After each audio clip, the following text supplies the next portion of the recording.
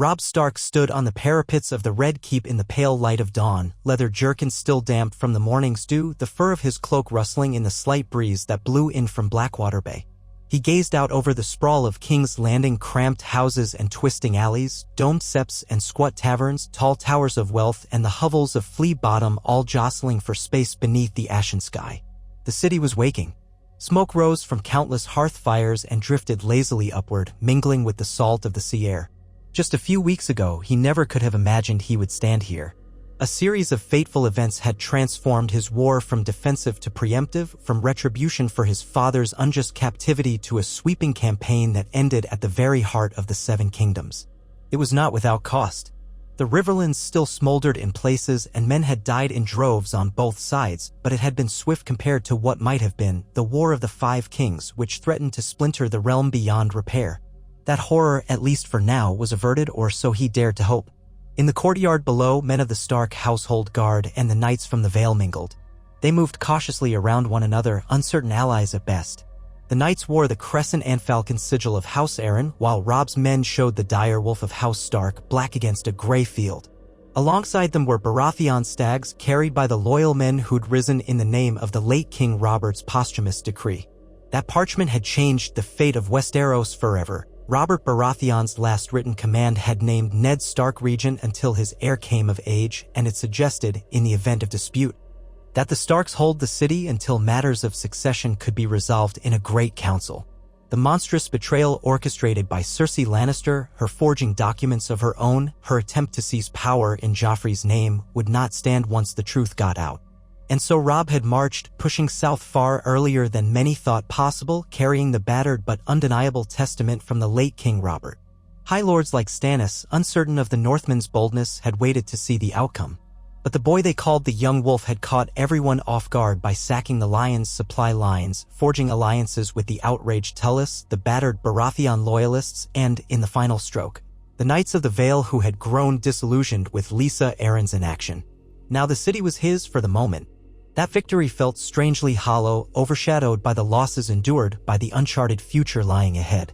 War was never tidy, never as straightforward as the stories made it seem. He carried the weight of countless obligations. Winterfell's banners flew here at the center of power, and beyond the city's walls, all across the realm, lords and ladies watched to see how he would handle this precarious prize. He turned when he heard a voice behind him. His mother stood quietly near the stone battlements, her auburn hair pinned up in a no-nonsense style that betrayed her fatigue. "It's cold," she said. "You'll catch your death standing like that." Robb smiled briefly, though it barely reached his eyes. "I've known colder," he said, remembering the biting wind that howled across the battlements of Winterfell. "The South has yet to teach me a lesson there." Catelyn smiled, a flicker of the old warmth. Her face looked worn with worry, the lines around her eyes deepened by the trials of these last moons. "Come inside. You've a kingdom to look after." Robb nodded. There was no disputing that. His men called him king in the north, though the exact nature of that title was still in flux. If he truly had King Robert's last, genuine decree, if the realm recognized it, might the peaceable route be to call a great council? The support of certain crucial lords would matter, especially the Tyrells, the Martells, and the Baratheons. The Targaryen claim lingered in rumors across the sea, a name on exiled lips. But for now, Westeros knew only that King Joffrey's rule was suspect at best. Stannis Baratheon might claim the throne by rights of primogeniture, but Stannis was severe, uncharismatic, and slow to move. Renly had popularity but not the law, and his chances at forging alliances might be overshadowed by the rumor that King Robert had explicitly left orders to see the truth uncovered regarding Cersei's children. The North wanted justice for Ned Stark's wrongful imprisonment and near execution. And so everything hinged on how gracefully or forcefully Robb could hold King's Landing and maintain order. He followed his mother from the ramparts, crossing the yard with a purposeful stride, returning salutes and nods. The great hall of the Red Keep was gloomier than he remembered from childhood tales told by his father. Tattered banners hung above the dais where the Iron Throne loomed, twisted black swords melted by the fires of dragon conquest. Robb had avoided sitting on that monstrous seat of spikes and edges. Something in him recoiled at the thought of resting upon the melted swords of Aegon's enemies. It felt symbolic of tyranny, not justice. But the monarchy was not a matter of comfort, he reminded himself. It was duty, and it was done in the name of the people. If he shirked it, or if he kept running from its burdens, the realm might collapse into endless war. A group of lords had assembled near the dais. Roose Bolton, cunning and pale as a corpse, stood with arms folded, exchanging wary glances with Blackfish Brynden Tully, who wore his usual scowl. Nearby stood a cluster of Baratheon soldiers, their sigils displayed as a show of lingering loyalty to King Robert's line.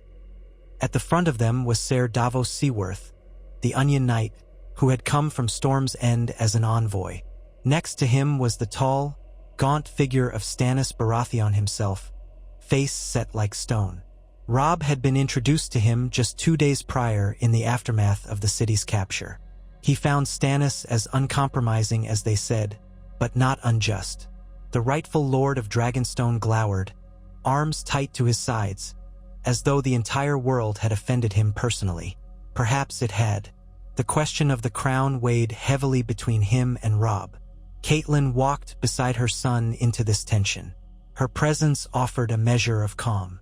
Men who raised their voices in her presence often came to regret it later. She had a particular skill for bridging divides.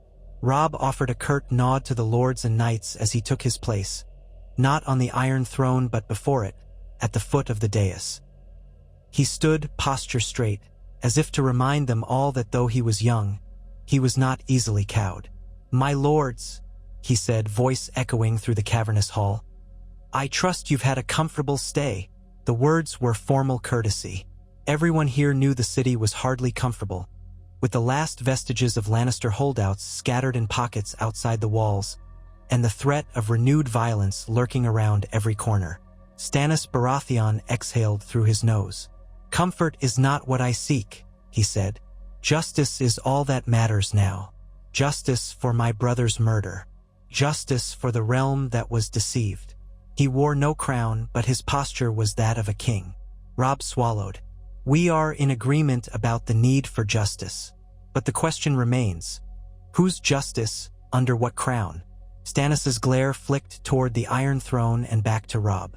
"That throne belongs by right to the firstborn of House Baratheon. My brother was king, so that passes to me. I will see that all who conspired to withhold it face punishment. So you intend to hold the city, what, until I yield?" "I do not yield."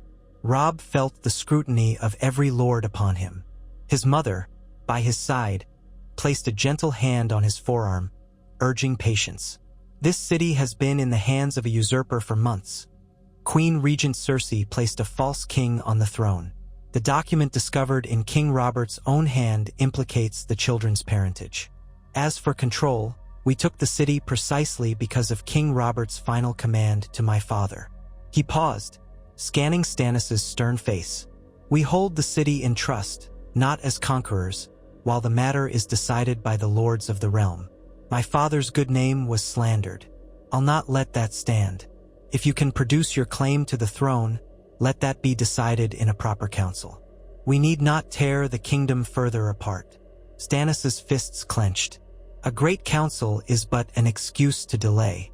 The realm has a rightful king, me. My claim is older than that of my younger brother, Renly, and it cannot be set aside." An awkward hush fell. Ser Davos inclined his head.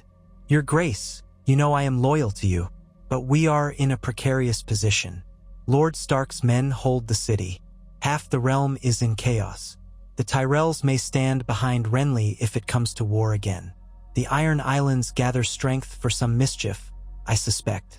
We must be cautious or see all of Westeros burn." Robb listened to the whispered conversations among his own advisors. Brynden Tully was muttering how the Lannisters might still mount a counterattack from Casterly Rock, or rally their forces in the Westerlands. Roose Bolton wore his inscrutable half-smile, as if he found the entire situation morbidly amusing. Robb wanted to throttle someone. This was all so tangled. But he reminded himself that patience and composure would serve him best. He was not the boy from Winterfell anymore. At length he let out a breath. "We have Lannister men to flush from their holes in the city, and outside it. We have the small folk to feed. This city is near starving, and the storehouses have been raided or burned in the chaos. Shall we talk of claims and justice while the people starve? We've swept the Lannisters from the throne. That much is done. It's time to see to the realm. If you truly wish to be recognized as Robert's heir, then you must demonstrate the kind of leadership the realm needs. Show mercy and strength alike. He met Stannis's gaze, refusing to bow his head. I will convene a gathering of lords from all corners to hear the facts and weigh the claims. If, in the end, the majority support your claim, then you will have my swords and my oath so long as justice is met for my father. If, however, the realm chooses otherwise, will you abide by that? Stannis's face tightened. He was not a man used to compromise. If the realm chooses otherwise, the realm chooses a lie. I cannot in good conscience abide a lie. So much for easy solutions, Robb thought. But he did not let frustration seize him. We will let the truth speak for itself.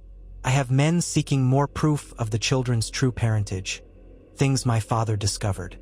If Lord Renly attempts to claim the throne, you will have your chance to show the realm the line of succession. For now, let us keep the peace in King's Landing. The Lannisters will not be idle. The mention of the Lannisters hung in the stale air. Word had come that Tywin Lannister was in Harrenhal, or possibly retreating to the west. The old lion would not relent easily, especially after his grandson was deposed. The question of Jaime Lannister, a prisoner in Robb's camp, remained unsettled. Some whispered that Jaime should be executed for his many crimes. Others said he was too valuable a bargaining chip to lose. For the moment, Robb had confined him securely, but the tension weighed heavily. If the rumors of Joffrey's parentage proved widely accepted, Jaime was not only the Kingslayer but also the father of the false king. That stoked a hunger for vengeance among many. Stannis exhaled again, resigned for now. Very well, we will speak further. You and I will not see eye to eye on everything, but I appreciate that you have not turned me away from my rightful seat. For the sake of our shared realm, let us keep a truce until the matter is settled. Robb offered a short, respectful nod. Agreed. My mother will see to arrangements for a council meeting later today. We must address the immediate crisis, the starving small folk. We must see how to restore order. With that, the gathered lords dispersed, some in small clutches, others in solitary states of brooding. Stannis marched out, Davos at his side, while Roose Bolton slipped away with that ghostly air that always unsettled Robb. Brynden Tully lingered, crossing his arms over his broad chest. The great hall echoed with footsteps until only a few pairs of boots remained on its massive stone floor. Catelyn let out a tense sigh. He won't bend. Stannis has never been known to bend. Perhaps he needn't bend, Robb replied quietly. So long as we can keep him from snapping, or from snapping at us. Brynden Tully walked closer, giving a nod to Catelyn. I wish we could settle this by forming a ring of steel around the city. Let them come if they want the throne so badly.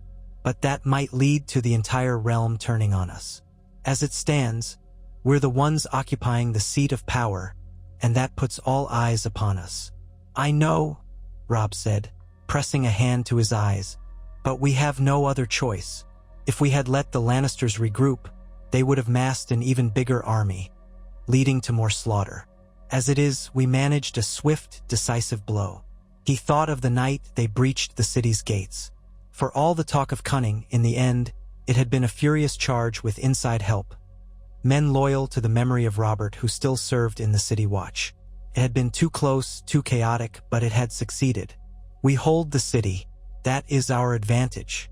If we can feed the people, keep the streets secure, show that we act in the realm's best interest, the lords might see that the North is not an invader but a protector.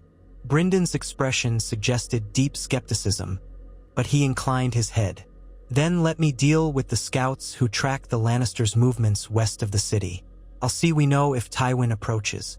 In the meantime, get the stores open if you can. Make them see that we have no interest in punishing the small folk. That might quiet talk of revolt. He left then, boots echoing. Robb turned to his mother. She placed a hand on his shoulder, maternal concern shining in her eyes. We'll hold this city, Robb, but remember your father's lessons. We must be just, but we must also be strong. Too many forces swirl around us. Our own bannermen expect leadership. If they sense any wavering, we risk losing them.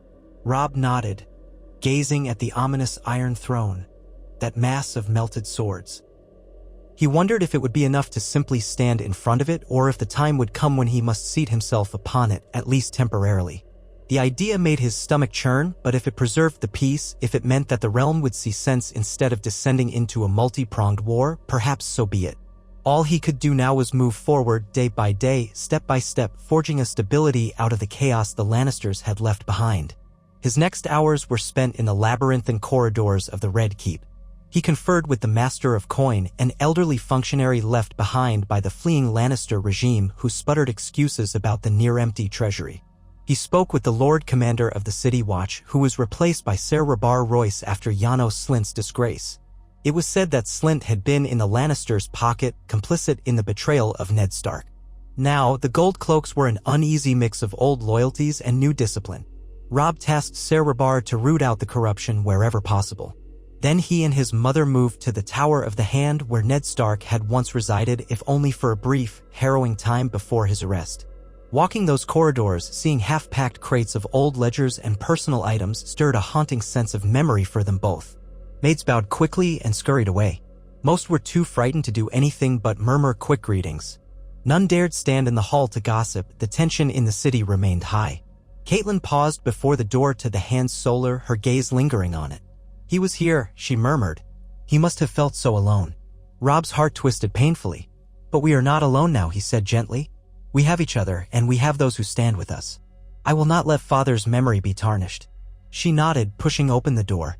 Inside, they found the room lit by watery sunlight streaming through high, narrow windows. Dust mote swirled in the air. The desk where Ned once worked was still strewn with scrolls, many bearing broken seals, some in the process of being copied or deciphered. Robb's eyes drifted to a large trunk by the wall. "What's in there?" They pried it open. Inside were the remnants of Ned's investigation, genealogical records, statements from certain witnesses, half-finished notes on lineage. It was dry, arcane reading, but crucial to proving that Cersei's children were not Robert's. Robb lifted a heavy tome that detailed the physical traits of each Baratheon heir through generations. The line was consistent, black of hair, sturdy of frame, with a certain robust look. Then Joffrey's blonde locks. It was so obvious in hindsight. But the realm needed more than rumor. Caitlin leafed through the pages, her face growing more solemn with each passing moment. "He spent so long on this," she said softly, as if speaking directly to the memory of Ned. So determined to protect Robert by uncovering the truth. He never imagined how quickly it could all unravel. Robb found a crisp piece of parchment sealed with the direwolf of House Stark. He must have written this letter to King Robert, perhaps, or to Stannis. "It's not addressed." He broke the seal with care. The content within was a succinct summation of the lineage proofs, concluding with a resolute statement: "The children of Cersei Lannister are bastards born of incest, not Baratheon heirs. The rightful claim passes to Stannis Baratheon by order of succession." Robb looked at his mother. "He meant for Stannis to have this, I believe, but he also wanted to keep it from falling into the wrong hands. Perhaps that was why it was hidden away." Caitlyn's features twisted with sorrow and determination. "We should present this in council. If Stannis sees it, we could begin to build trust, assuming that is possible with such a man." Robb nodded. "Let's do so at the next meeting of Lords. But we'll keep a copy. We need to ensure more than one piece of evidence. If the realm sees that Father's own words, Father's own investigation, point to Stannis, it may quell some of the turmoil." Renly's claim was always based on the idea that he was younger but more charismatic. "The law stands with Stannis." He slipped the letter into his cloak. "Come, Mother. We've enough gloom in here already." Outside in the corridor, the occasional servant or guard offered them short bows. Robb made for the council chambers, where a large round table had been set up to facilitate conversation among the various factions. He dreaded these gatherings: too many arguments and too few answers.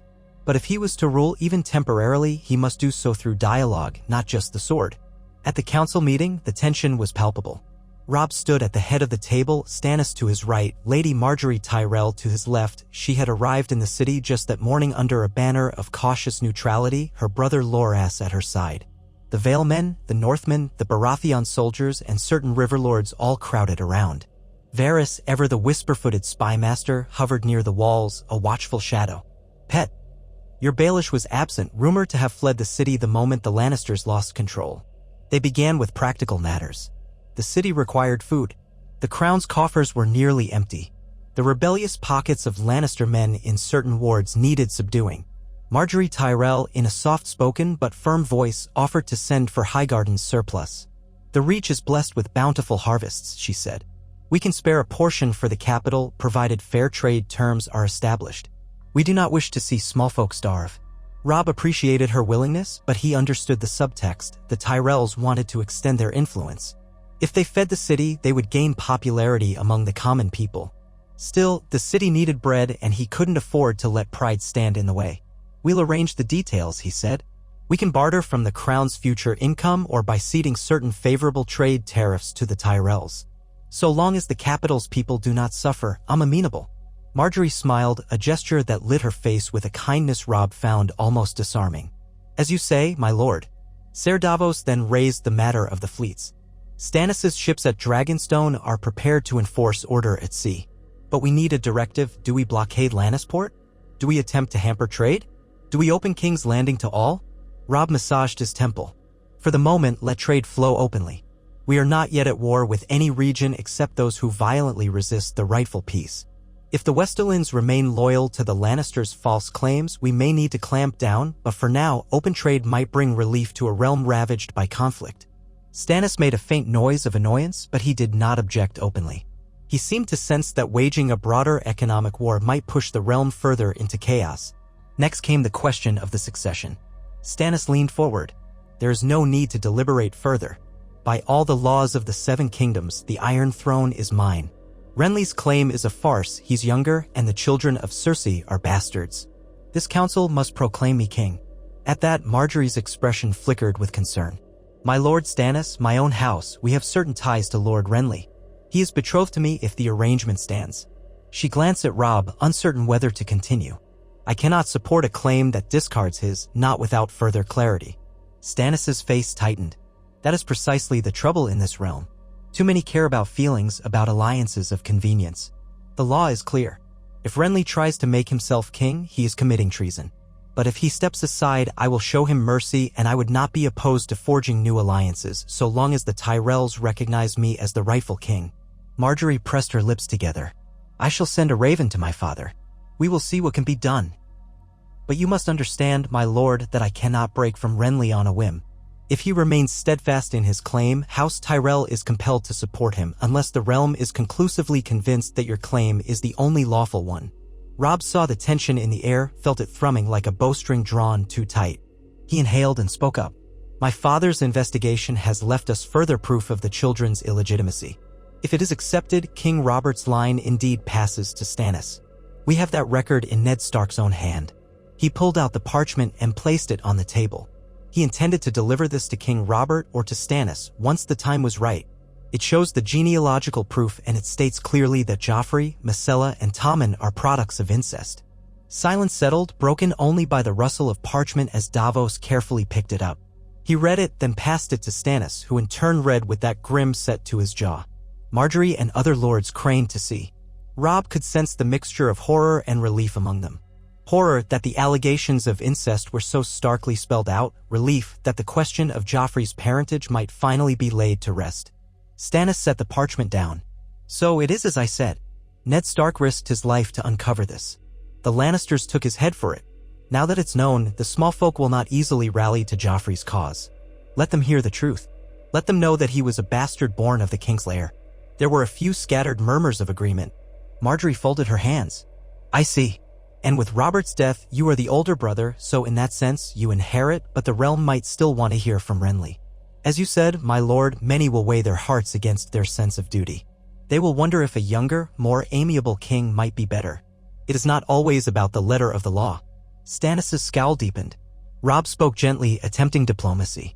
"The realm also looks to the seat of power which we currently hold in King's Landing for guidance. A great council might be the best compromise. There, the High Lords can gather, weigh the evidence, and decide if they will accept you as king. If that is so, as I said, I will stand aside provided justice is done for my father. That means any who participated in the false condemnation of him must answer for it." Stannis ran his gaze over the table. "Very well. Let us have this council. But it must be soon, before Renly can muster the entire Reach behind him. And I will not treat with Cersei or the Lannisters. They are traitors and worse. Tywin Lannister must be arrested or slain as a rebel lord.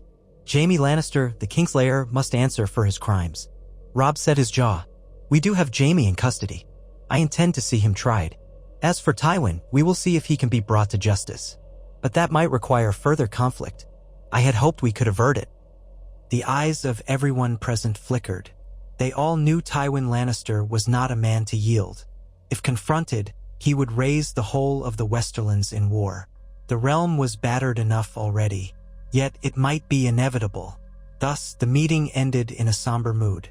The seeds were planted for a great council, but the immediate tasks, feeding the city, scouring it of Lannister holdouts, pacifying the realm, and watching for renewed attacks, remained. Robb left the chamber feeling as though he walked through a field of glass shards, each step precarious. The days that followed saw improvement in the city, if only marginally. Under Robb's orders, the gold cloaks distributed what little grain remained in the storehouses.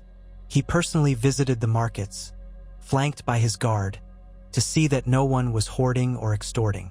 Word spread that the new occupant of the Red Keep was fair-minded, if stern. The arrival of supply ships from the Reach brought bread and flour to the docks, and though it was expensive, Margaery Tyrell's presence helped ensure it was more widely available. Still, the mood among the small folk was anxious. They had lived under Joffrey's cruelty for months, then seen the city taken by Northerners. Now rumors abounded. Some said Robb Stark would be the next occupant of the Iron Throne. Others whispered about King Stannis. Others worried the Lannisters would return with fire and blood, but fewer starved in the streets, and that alone was a step forward. As stability in King's Landing grew, ravens took flight to all corners of the realm.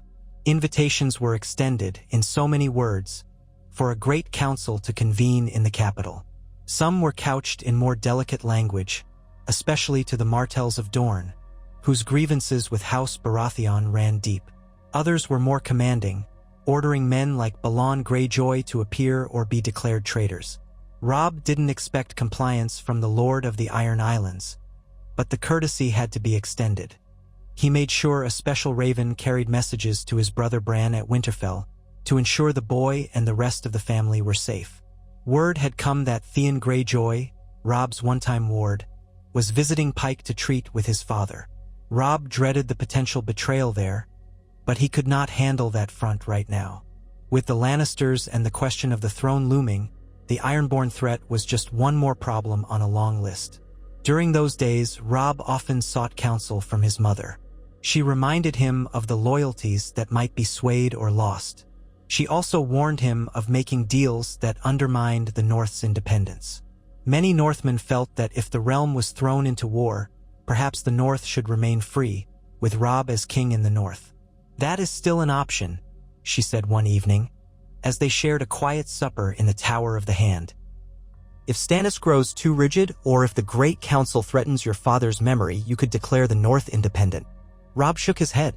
"That would open the door to unending strife. The Riverlands might stand with us, but the Vale might not. The West would be an enemy.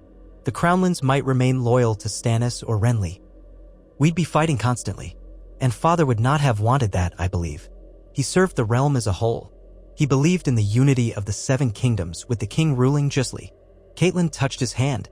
"You have a wise heart, Robb. Just remember, the North is your first duty. Your father would have told you that as well." He swallowed hard. "I know. If the rest of the realm sees sense, we'll maintain the old arrangement. If not, then we do what we must." One evening, as the sun set behind the city walls, Robb stood on a balcony overlooking the courtyard.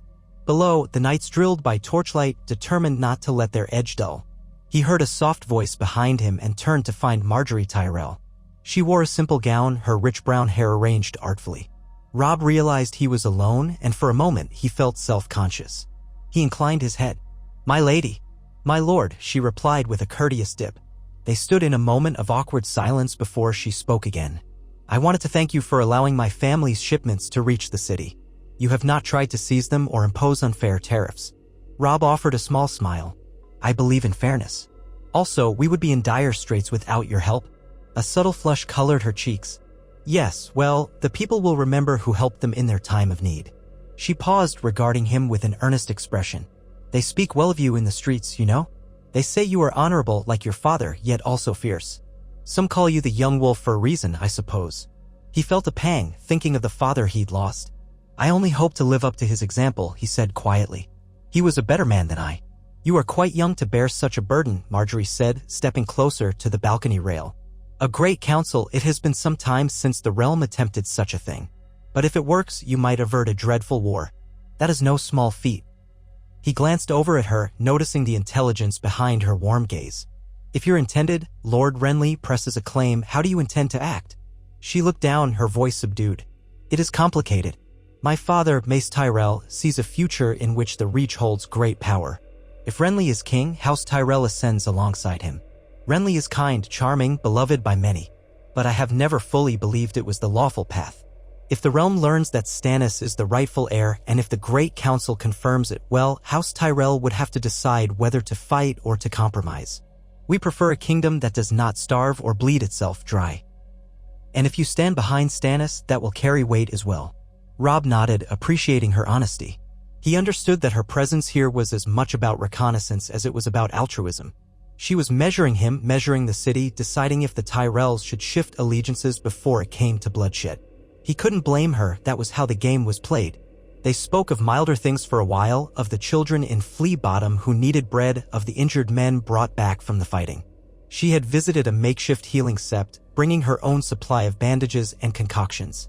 For a moment, Robb saw the kind of queen she might be: compassionate, graceful, politically astute. But the realm did not revolve around a single person's virtues. It was a tapestry of alliances, resentments, grudges, and loyalties. Still, he found himself thankful that men like Joffrey no longer sat the throne. As the night deepened, she excused herself with a polite curtsy. I wish you good rest, my lord. And you, he said softly, watching her depart through a column-lined walkway, her footsteps echoing and fading into the hush of the keep. Days bled into weeks, and the Great Council approached. Ravens flew back with replies from lords near and far. Some refused outright, others demanded safe passage, still others expressed conditional support. The Martells were noncommittal, but a retinue was on its way. The Vale lords had, in large part, sworn to remain in defense of their own mountains, though a small group accompanied the Knights of the Vale who were already in King's Landing. The Tullis offered staunch support, as did most northern houses. The West was silent. Tywin Lannister's only reply was that he recognized no authority but King Joffrey's. That spelled conflict, unless the old lion could be coerced or forced to see reason. Amid all of this, the daily governance of the city fell squarely on Robb's shoulders, and it was no easy job. He spent long hours in the council chambers, trying to ensure fair distribution of food, overseeing the reconstruction of certain city fortifications that had been damaged, meeting with guild representatives. It was draining. Often he remembered the carefree days in Winterfell, sparring in the yard with Grey Wind racing around him, or joking with Theon, or greeting his father as he returned from the hunt. That life seemed distant now, like a half-forgotten dream. In one particularly grueling session, the question of the Faith's role arose. The High Septon had died not long ago, a casualty of the city's unrest, and a new one had not yet been confirmed. The most devout had convened behind closed doors. Meanwhile, the common people looked to the Faith for moral guidance on the question of the throne. Rumors circulated that some Septons believed in Stannis' lawful claim, while others saw him as unworthy. Still others dreamed of a Targaryen restoration, though that was but a distant rumor. Robb realized how complicated it was to rule a realm with 7 distinct regions, each harboring ancient grudges or preferences. He found himself longing, if only for a moment, for the simpler path of the sword. But he knew that would only bring devastation. This was the real battle, the struggle to govern wisely. Eventually, the day came. The Great Council had a date and a time. Dozens of lords and their retinues trickled into the city, some with great pomp, others quietly.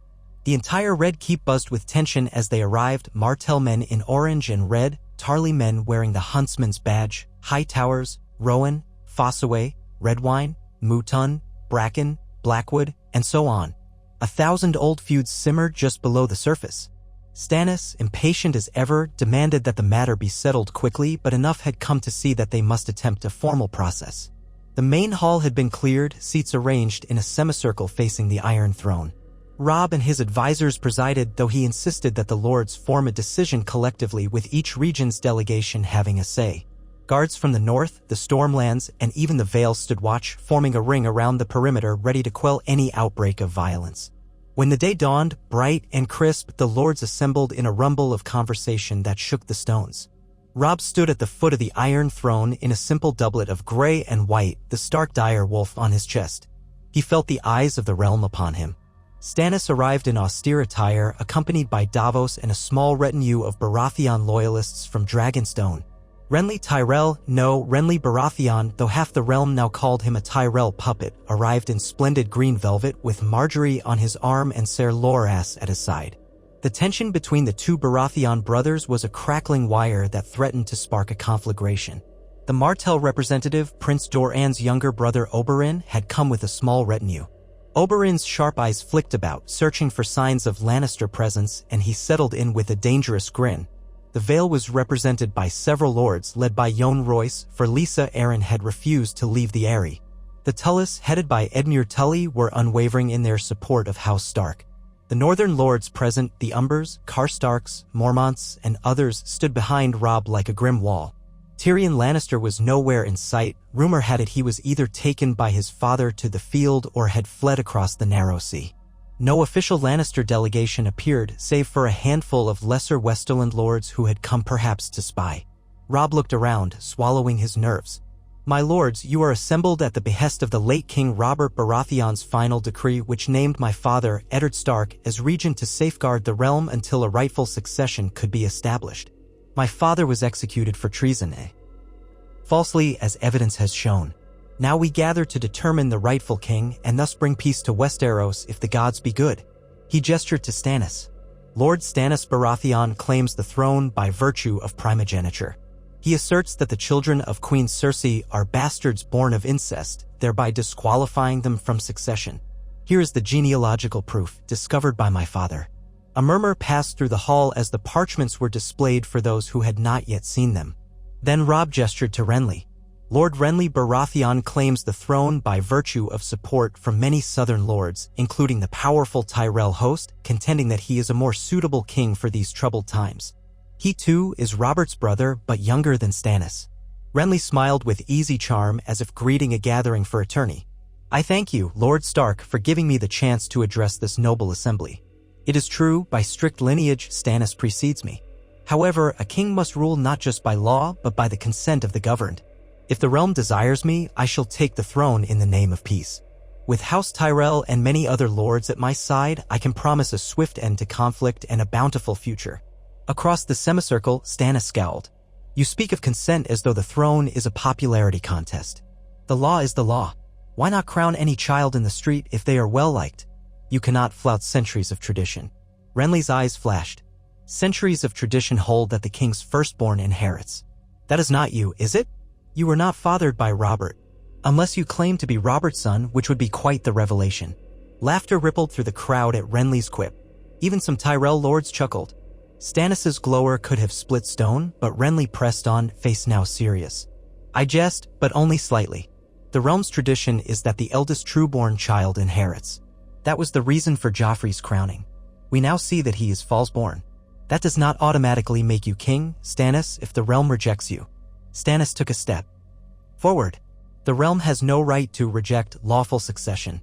Do you think the Storm's End garrison can simply choose a new lord if they fancy it? Would you stand for that? No, the rightful heir inherits unless no rightful heir remains. You would have the Seven Kingdoms become a democracy of fools, no doubt." Renly's retort was sharp, but Robb intervened before the debate disintegrated into personal insults. "My lords, the question is whether we will honor the established laws of succession. If so, Stannis must be crowned.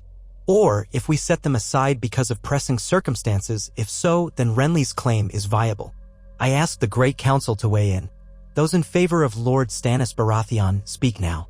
A hush. The northern lords looked to Robb, uncertain whether they should raise their voices. Robb nodded, indicating that they should follow their convictions. Roose Bolton, surprisingly, was the first to speak. "I stand with the letter of the law," he said in that quiet tone. "If the boy Joffrey is illegitimate, then the rightful heir is Stannis." The Karstarks echoed that sentiment, as did many of the river lords. House Royce, from the Vale, cast a solemn nod in Stannis' direction. "Honor demands we uphold the rightful line," Jon Royce said. Some of the Stormland lords muttered that they did not trust Renly's alliance with the Tyrells. Others said that Stannis was their rightful liege lord who had held storms and bravely during Robert's rebellion. One by one, a strong contingent of lords declared for Stannis. And those who support Lord Renly? Robb asked. Immediately, the Reach lords raised their voices from House Tyrell to House Redwyne, House Hightower, and others. They argued that the realm should have a king who could unify without tyranny, that Stannis' unyielding nature would only alienate them. The seat of the faith is in Old Town, some pointed out, and rumor has it that the High Septon might prefer a more amiable king. A decent number of Crownlander lords, traumatized by the memory of King Aerys' cruelty and worried about Stannis' rumored harshness, also leaned toward Renly. The hall erupted in debate. Men from different houses argued their points, referencing everything from the Targaryen madness to the holdings each region controlled. Robb let it wash over him for a moment. This was the realm deciding its fate after all. He scanned the crowd, noticing the Martell delegation standing aloof. Oberyn Martell crossed his arms, a smirk playing on his lips. "What say Dorne?" Robb asked, voice cutting through the din. Oberyn stepped forward. "Dorne has not forgotten the murder of Elia Martell and her children, a horror visited upon us during the sack of King's Landing long ago. We have been ill-served by kings from the south and from the west. Robert Baratheon's rule was no friend to Dorne. Why should we enthrone another Baratheon?" He looked at Renly, at Stannis. "Still, if the realm demands a Baratheon, I suspect Stannis is more lawful but less pliable. Renly is more pliable but less lawful. I propose a different question. Why do we not weigh the claims of, say, Daenerys Targaryen across the sea? Does she not have a blood right to the throne, older than any Baratheons?" That caused quite a stir. Men shouted that the Targaryens were exiled tyrants. Others said it had been too long since a dragon sat the throne. Robb realized that if the council started entertaining a Targaryen restoration, the next question would be, where is she? Why is she not here? Does she have an army or a fleet? Stannis' face twisted in disdain. She is half a world away, a penniless beggar queen. She has no standing here. Oberyn's expression grew sharp. She is the last living child of the murdered Prince Rhaegar, if the rumors speak true. We Dornish have not forgotten that Rhaegar was wed to Elia Martell, my sister. Daenerys would be the aunt to the children of Elia had they lived. We see the potential for justice, if not now, then perhaps soon. Renly sees the chance. This Targaryen princess is not even in Westeros. Let us not chase illusions. We have urgent needs, the city's welfare, the realm's stability. That cannot wait for a phantom from across the sea. Robb, determined not to let the debate spiral endlessly, raised his hands for silence. We hear the Dornish perspective. For now, the choice remains between Stannis and Renly. He turned to Oberyn. If we must decide today, which do you prefer? Oberyn shrugged a shoulder. Stannis is the elder. Dorne respects the law as we do our own. Renly is favored by our old foes, the Tyrells. Dorne has little reason to side with them. Yet, we wonder if Stannis will remember the old grievances. Let him promise to rectify them, bring the Mountain to justice for killing Elia and her children, hold Tywin Lannister accountable, and perhaps we shall see. A flicker of calculation passed across Stannis' face. I do not yield to blackmail, but I do mean to bring all of House Lannister to justice for their crimes.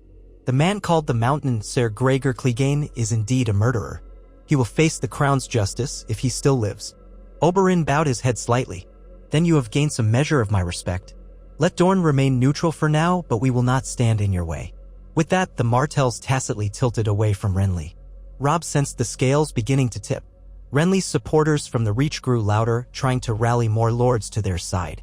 But for every vow they extracted, Stannis seemed to gain another from the Stormlands or the Crownlands or the Vale. And looming behind Stannis was the entire North and Riverlands, which Robb controlled. The final tally was no landslide, but it was enough. Bit by bit, the Great Council found itself converging toward the acceptance of Stannis as the rightful king, by law and by the late Eddard Stark's evidence. Renly began to sweat. Seeing his ambition slip away, he tried a final appeal. Is the realm truly prepared for a King Stannis? A man whose sense of justice does not waver, but whose severity might bring more conflict than peace. He is unyielding. Some of you will see your fortunes diminished under his inflexible rule. I offer a kinder, more generous monarchy. Roose Bolton spoke then in his soft, chilling voice. The best monarchy is the lawful monarchy. Peace can be built on law, but never on caprice. I have seen the alternative. It is not pleasant. Jon Royce added, we Vale lords were loyal to King Robert and we uphold the traditions. We cannot support a usurpation that defies the line of succession. Lord Renly, you are beloved by many, but your claim is weaker. Renly's face contorted. Marjorie Tyrell placed a hand on his arm. "We can avoid further bloodshed," she murmured, audible to those near them. "Do not fight a losing battle." He closed his eyes, exhaling. Then he spoke, voice resonating through the hall. "If the Great Council has decided that Stannis is the rightful heir, I will abide by that decision." A wave of surprise rippled. Some men gasped, others sighed in relief, anticipating violence that now might not occur. Renly glanced at his brother, who stood stiff as an iron rod. "But I do so on the condition that the Tyrell alliance is preserved, that my betrothal stands, or that some arrangement is made. I have the backing of Highgarden, and it will not do to push them aside. The realm needs the Reach's bounty." Stannis was silent for a long moment. Renly's betrothal to Marjorie was an agreement that gave the Tyrells massive leverage. Stannis had no love for the Tyrells, but neither did he want open war with them. Finally, he spoke, "I have no desire to sow further chaos. If Highgarden wishes to remain in alliance with Storm's End, then let an arrangement be made. But the matter of your personal betrothal, Renly, that is for you and the Tyrells to decide." He paused. "If Marjorie instead wishes to be queen, well, I am unmarried. Perhaps that is a conversation to be had, though I make no promises. I am no green boy who dithers with fancy. If the Tyrells want to be allied with the crown, they must prove their loyalty, not attempt to seize it for themselves." A flicker of irritation crossed Marjorie's face, but she gave a courteous nod. "We shall see what the future holds, my lord." And with that, the matter was sealed. The Great Council, after hours of debate, recognized Stannis Baratheon as the rightful king of the Undulls, the Rhoynar, and the First Men. A subdued hush spread, as if everyone was unsure whether to cheer or not. The tension in the hall was a living thing. Robb felt relief that they had come to a resolution without swords drawn. He stepped forward. "Then, in accordance with King Robert's last command and my father's investigations, House Stark formally recognizes Stannis Baratheon as the lawful king on the Iron Throne. The realm looks to you now, your grace." Stannis ascended the steps to the Iron Throne, a slow, measured climb. He gazed at the twisted metal, the melted swords of 1,000 Aegon-conquered foes. His jaw clenched, and then he lowered himself onto it. Men shuffled. The hall held its breath. Stannis gripped the armrests, wincing slightly. Those metal edges were never comfortable. He stared out at them, eyes cold and stern. "Then it is done," he intoned. "Bring me a crown." A hush. Davos carefully stepped forward with a simple gold crown, a circlet of points reminiscent of Robert's old crown but lacking gaudy gemstones. Stannis allowed Davos to place it upon his brow. Then he rose, standing in front of the throne. "I am your king," he declared, "and I say this war is over. Let all those who continue to name Joffrey or the Lannisters as rulers lay down their arms or face the consequences. The realm shall know law once more. Those who have waged war illegally will be punished." There was scattered applause, some cheers, mostly from those who had declared for Stannis. Others stood subdued, uncertain. Renly looked on, a polite mask on his handsome face. Marjorie's expression was unreadable. The Martells stared intently, perhaps seeing hints of old ghosts. The Tyrell lords wore disappointed frowns. The northern men merely nodded, glancing toward Robb, who had done what needed doing. Stannis then turned to Robb. "Lord Stark, your father was wronged, and you have avenged him by exposing the truth. For that, I name you Warden of the North, as your forebears were." He paused, voice echoing in the chamber. "Kneel and swear your fealty, and I will confirm the North's rights and privileges as well as your father's legacy. I will see the Lannisters answer for their crimes. I will not forget what you have done." A hush. Robb glanced at his mother, who gave him the faintest of nods. Then he approached, heart-pounding, and knelt before the Iron Throne. He had wrestled with this question: remain king in the North, separate from the realm, or bend the knee to unify? Ultimately, he remembered his father's sense of duty and justice. If Stannis truly intended to be a just king, if he would let the North govern itself in peace and punish the Lannisters, then perhaps unity was worth preserving.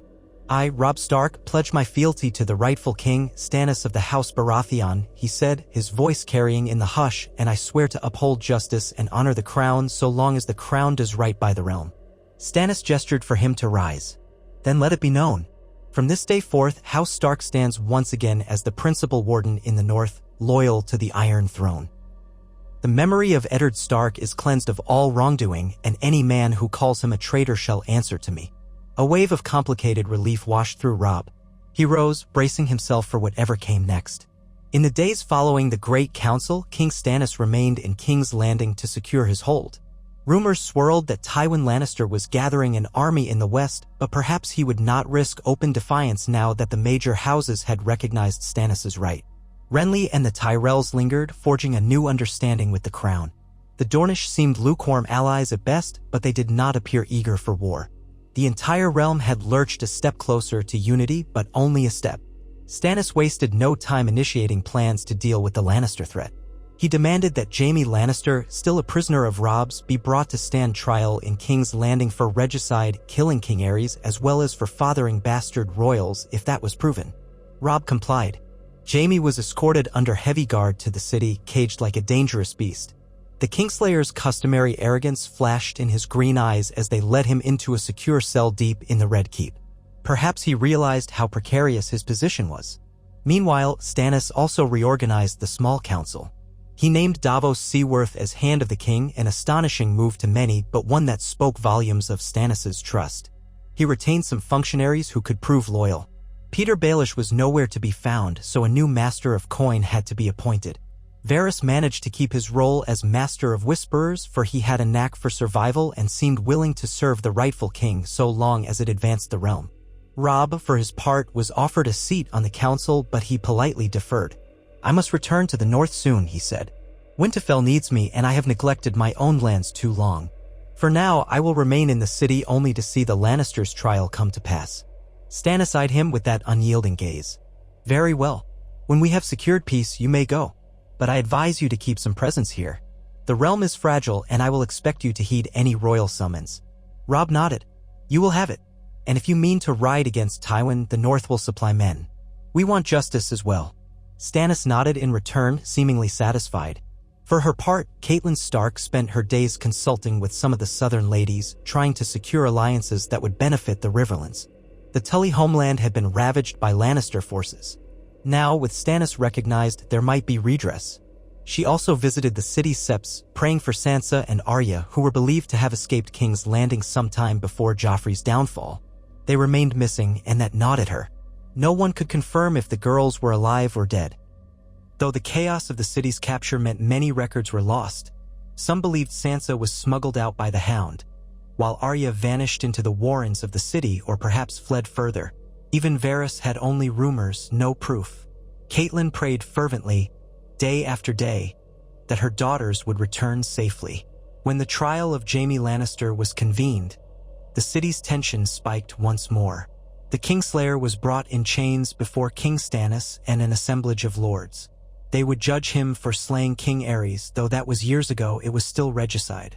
Yet many felt King Aerys had deserved to die, for he was mad. So that was not as simple as it seemed. More damning was the accusation of incest with Queen Cersei, fathering Joffrey and the others. He was also charged with assault on Ned Stark and with the attempt to kill or hamper those who discovered the truth. Jaime's defense was brash. He admitted to killing Aerys, stating he saved King's Landing from being burned alive. "He had wildfire planted throughout the city," Jaime said with a sneer. "He would have seen 500,000 die. I took his life to save them. You can call it treason or call it heroism, whichever you like." As for the accusations of incest, Jaime took a cold silence. "I confess to no such thing," he said, "but the genealogical evidence was strong, and the realm had already accepted it. That, plus the testimony of certain servants who had overheard or seen questionable acts, built a compelling case." Jaime refused to defend himself further, claiming it was beneath him to respond to gossip. If anything, his arrogance only heightened the Lord's outrage. In the end, King Stannis pronounced him guilty on multiple counts. "You are guilty of fathering bastards upon the Queen, usurping the rightful line, and shedding noble blood. For that, you are sentenced to die." Before the hall could erupt in cheers or condemnation, Robb noticed a flicker of something in Jaime's eyes. It wasn't fear so much as resignation. The Kingslayer had accepted his fate. Then Jaime smirked, as though it was all a game. "So be it," he said quietly. "Let it be by the sword then." Some of the older lords demanded a public beheading in the yard. Stannis seemed inclined to oblige. However, at that moment, Lord Tywin's final gambit arrived. A raven soared in, delivering a message. Tywin offered, in exchange for Jaime's life, to cease all hostilities, relinquish Joffrey and Cersei to the crown, if indeed they were in his custody, and provide gold for the realm's coffers.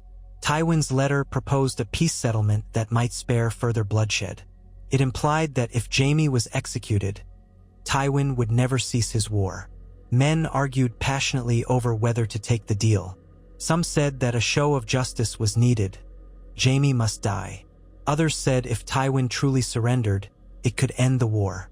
Robb remembered his father's sense of mercy, but also his father's condemnation of treachery. He weighed it carefully. In the end, King Stannis had the final word. He decreed that Jaime's crimes demanded death, and no bribe could wash them away. That night, in the Red Keep's courtyard, Jaime Lannister knelt before the eyes of hundreds. Robb stood by with his mother, uneasy but resolved. King Stannis, sword in hand, approached. He had no Valyrian steel blade like Ice or Oathkeeper, so he made do with a sharp, functional longsword. Silence held. Jaime stared straight ahead, a bitter twist to his lips, and then, swift and sure, Stannis executed him. The blow was clean, severing Jaime's head. A rush of horror and finality swept through the watchers. So ended the Kingslayer's story. Cersei, Myrcella, and Tommen, rumored to have fled, were still unaccounted for, likely hidden or spirited away by loyal Lannister forces. Tywin's reaction would be the next major question. As blood pooled on the courtyard stone, Robb quietly prayed that this would not reignite the war in full force. But what was done was done. In the days that followed, Tywin Lannister's fury became clear. Scouts reported that a force was amassing in the west, though it was uncertain if it was strong enough to confront the combined might of the realm. Stannis readied his men for a potential campaign. Renly, quietly disappointed by the turn of events, prepared to return to Highgarden with Margaery, forging a new alliance. Some whispered that Margaery might soon break her betrothal to Renly in favor of a marriage with the king, but for now it was speculation. The Dornish lingered, keeping their own counsel. Finally, Robb Stark decided it was time to depart for home. He'd done what he set out to do. He'd liberated the city from the Lannisters, avenged his father's memory, and helped broker a precarious peace. King Stannis now held the throne, recognized by most of the realm. With Jaime Lannister dead and the Lannister cause in question, Tywin was left with a scattering of loyalists and a thirst for vengeance. Even so, the city was calmer than it had been in months. On the morning of his departure, Robb led his bannermen out of the Red Keep's gates. His mother rode beside him, her face set with relief. The northern cavalry trailed behind, battered but proud. As he passed through the streets, small folk watched you, uncertain whether to cheer the departing young wolf or remain silent. Some called out thanks to him for bringing bread and order. Others eyed him warily, having been told that northerners were savage barbarians. But he felt a sense of closure. He had come south to save his father and reclaim justice. In a twisted way, he had, at enormous cost, but still justice of a kind was served. He paused at the city's gate, turning one last time to glance at the Red Keep looming above, and at the ramparts where he had stood not so long ago. The rising sun cast the keep in sharp relief.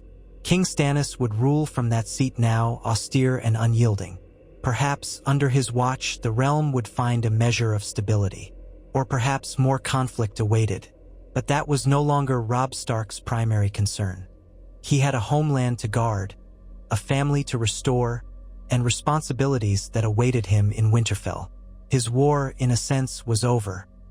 He urged his horse forward, joined by the men of the north who had fought so fiercely. Together, they rode under the portcullis and out onto the King's Road, heading north. As the hooves drummed a steady rhythm, Robb couldn't help but recall the final glimpses of the capital. How easily it could slip back into chaos if Stannis failed, or if the other claimants rose again. Yet he also clung to the hope that with Robert Baratheon's true wishes honored, a new age might dawn. An age of clearer laws, of fewer secrets, of accountability for tyrants and traitors alike. He pictured the moment his mother had placed her hand on his shoulder as he knelt before Stannis, giving their oath of fealty. That was a heavy promise, but if it kept the realm from endless war, he could bear it. He thought of Arya and Sansa, praying to the old gods that they were safe and that they might yet see each other soon. He thought of Bran and Rickon, waiting at Winterfell, looking for his return. He thought of Jon, at the wall wearing black, facing unknown perils in the far north. The family was scattered, but perhaps they would find their way back together in time. For now, the King's Road stretched out before him, lined with tall, swaying trees, shimmering in the midday heat. Gray wind loped alongside him, the great direwolf scanning the horizon. Robb felt the bite of the southern sun on his neck, different from the cool winds of the north. He would endure it for a while until they crossed the neck, and the air grew more bracing, the skies grayer, the scents more familiar. The memory of King's Landing would recede into the past, a place of battles, politics, and forced triumph. He was still the young wolf to his men, still the heir of Ned Stark, the new Warden of the North. He had done what many said was impossible. Seized the capital at speed, toppled a false king, and installed a lawful one, all before the realm could fully fracture. As the road carried him away, he considered that if he had hesitated even a month longer, the War of the Five Kings might have erupted in all its fury, with the North, the Stormlands, the Reach, the Westerlands, and perhaps the Iron Islands or Dorne all picking different sides. Thousands more would have died. Families would have been torn asunder. Maybe even the city itself would have been sacked anew. Instead, it had been a swifter resolution, though not without bloodshed. He wondered what songs they would sing of this campaign in days to come, how they might shape the memory of events into a neat story of heroics and cunning. He knew the reality was muddier, alliances of necessity, deals brokered behind closed doors, hearts that longed for vengeance, a city that changed hands as easily as a coin. But if it kept the realm from fracturing, so be it. The wind ruffled his hair as he pressed forward. The first leagues of the journey home were quiet. His mother rode near, silent in her own thoughts. The Northern Banner men rode behind, some sporting fresh scars. The Riverlords who had followed him would break away soon to return to their own domains. Before day's end, they would camp under open skies and break bread as free men, not as anxious occupiers of a foreign capital. Bit by bit, life would return to normal. Or something resembling it. Robb breathed in, letting the summer air fill his lungs. He remembered the words of House Stark, "Winter is coming." Indeed, somewhere over the horizon, winter lurked, unstoppable. But for now, they had won a reprieve. If King Stannis held the throne with a firm but just hand, if the Lannisters were finally brought to heel, if the rebellious lords accepted the new order, perhaps the realm could know peace long enough to prepare for the snows ahead. Robb wanted to believe that was possible. And if not, well, he would be ready. The North always prepared for the worst. So he rode on, the victorious but wary young wolf, heading home after achieving what many had deemed impossible, securing King's Landing early with Robert's posthumous blessing and guiding Westeros toward a tenuous stability. The future was uncertain. Yet for the moment, hope flickered that they might avert the devastation of endless war and instead face the coming winter with a united realm behind them. For his father's sake, for his family's sake, for all the small folk who longed to live without fear, Robb Stark prayed it would be so. He would carry that hope northward to Winterfell and stand guard against any threat that might yet arise. Robb Stark rode north along the King's Road with the measured calm of a man both tired and triumphant. The boyish edge of his face, the glint in his gray-blue eyes, all carried the subtle burnish of growth from the months he had spent at war. His mother, Catelyn, rode at his side, and just behind them, a host of Northern Banner men followed on horseback. The horses' iron-shod hooves clopped a steady rhythm on the hard-packed earth. Summer's warmth still lingered, but not for long, he thought. Winter is coming, and the North calls me home. He cast a final glance over his shoulder, past the dust of the column, to the outlines of King's Landing in the far distance. The Red Keep's crimson walls were all but vanished in the haze.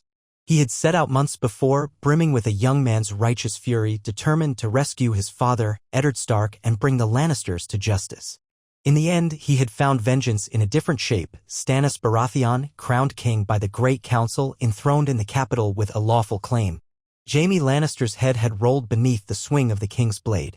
King Joffrey had been declared a false monarch, and an incest-born bastard vanished along with Cersei and the other Lannister children.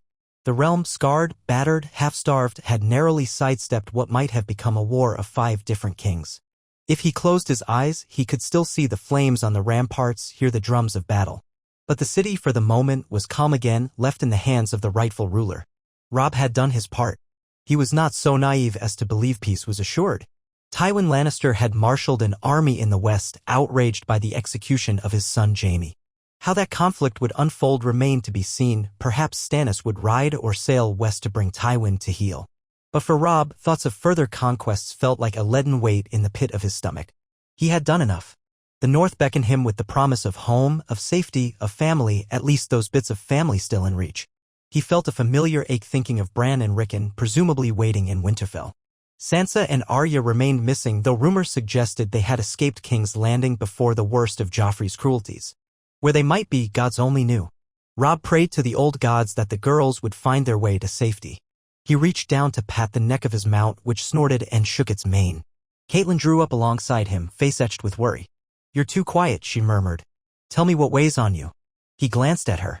Even in travel-stained clothes, she looked every inch the lady, straight-backed and resolute, auburn hair pulled into a practical braid. "I think of Winterfell," he said, keeping his voice low so the nearest riders wouldn't overhear. "And I think of the state we've left behind in King's Landing. Stannis is a stern man. The city may chafe under his rule." Catelyn inclined her head in agreement. "He's stern, but just. Better a fair, inflexible king than a cruel child who murders on a whim." She hesitated, her breath hitching. "Your father would have wanted the realm kept in one piece with minimal bloodshed. You did what you could. We can't fix everything at once." Robb's jaw tightened. "I know. But we've left behind so many questions. Tywin Lannister, for one. He won't simply disappear. He'll bide his time or strike back with fury. I suspect Stannis won't let him gather strength unchallenged. War might come again." "War might come," Catelyn said quietly. "Yet war might be staved off if Tywin sees no path to place another false king on the throne. Stannis has the backing of most lords now. That is no small thing." Robb forced himself to nod. Then his gaze drifted beyond the column to the countryside. Farms dotted the road, many fields left bare or fallow due to the upheaval. Small folk appeared warily at their doors to watch the riders pass, some with fearful eyes, others with faint relief, as if hoping for a time of calm. The further north they traveled, the sparser the villages became. Even so, the weight in Robb's chest did not lessen. He would not be at ease until he saw the familiar towers of Moat Cailin and the rolling hills beyond. Only then could he breathe deeply of the northern air, sharp and bracing. They stopped at midday by a winding stream to rest the horses and water them. Men dismounted, loosened girths, stretched stiff limbs. Grey Wind, Robb's great dire wolf, loped along the banks, nose low to the ground as if scenting new territory. He was never far from Robb, always watchful, always half-wild. The men gave him space. He had grown larger by the day, or so it seemed, a silent warning to any who might threaten the son of Eddard Stark. Robb crouched to splash water on his face.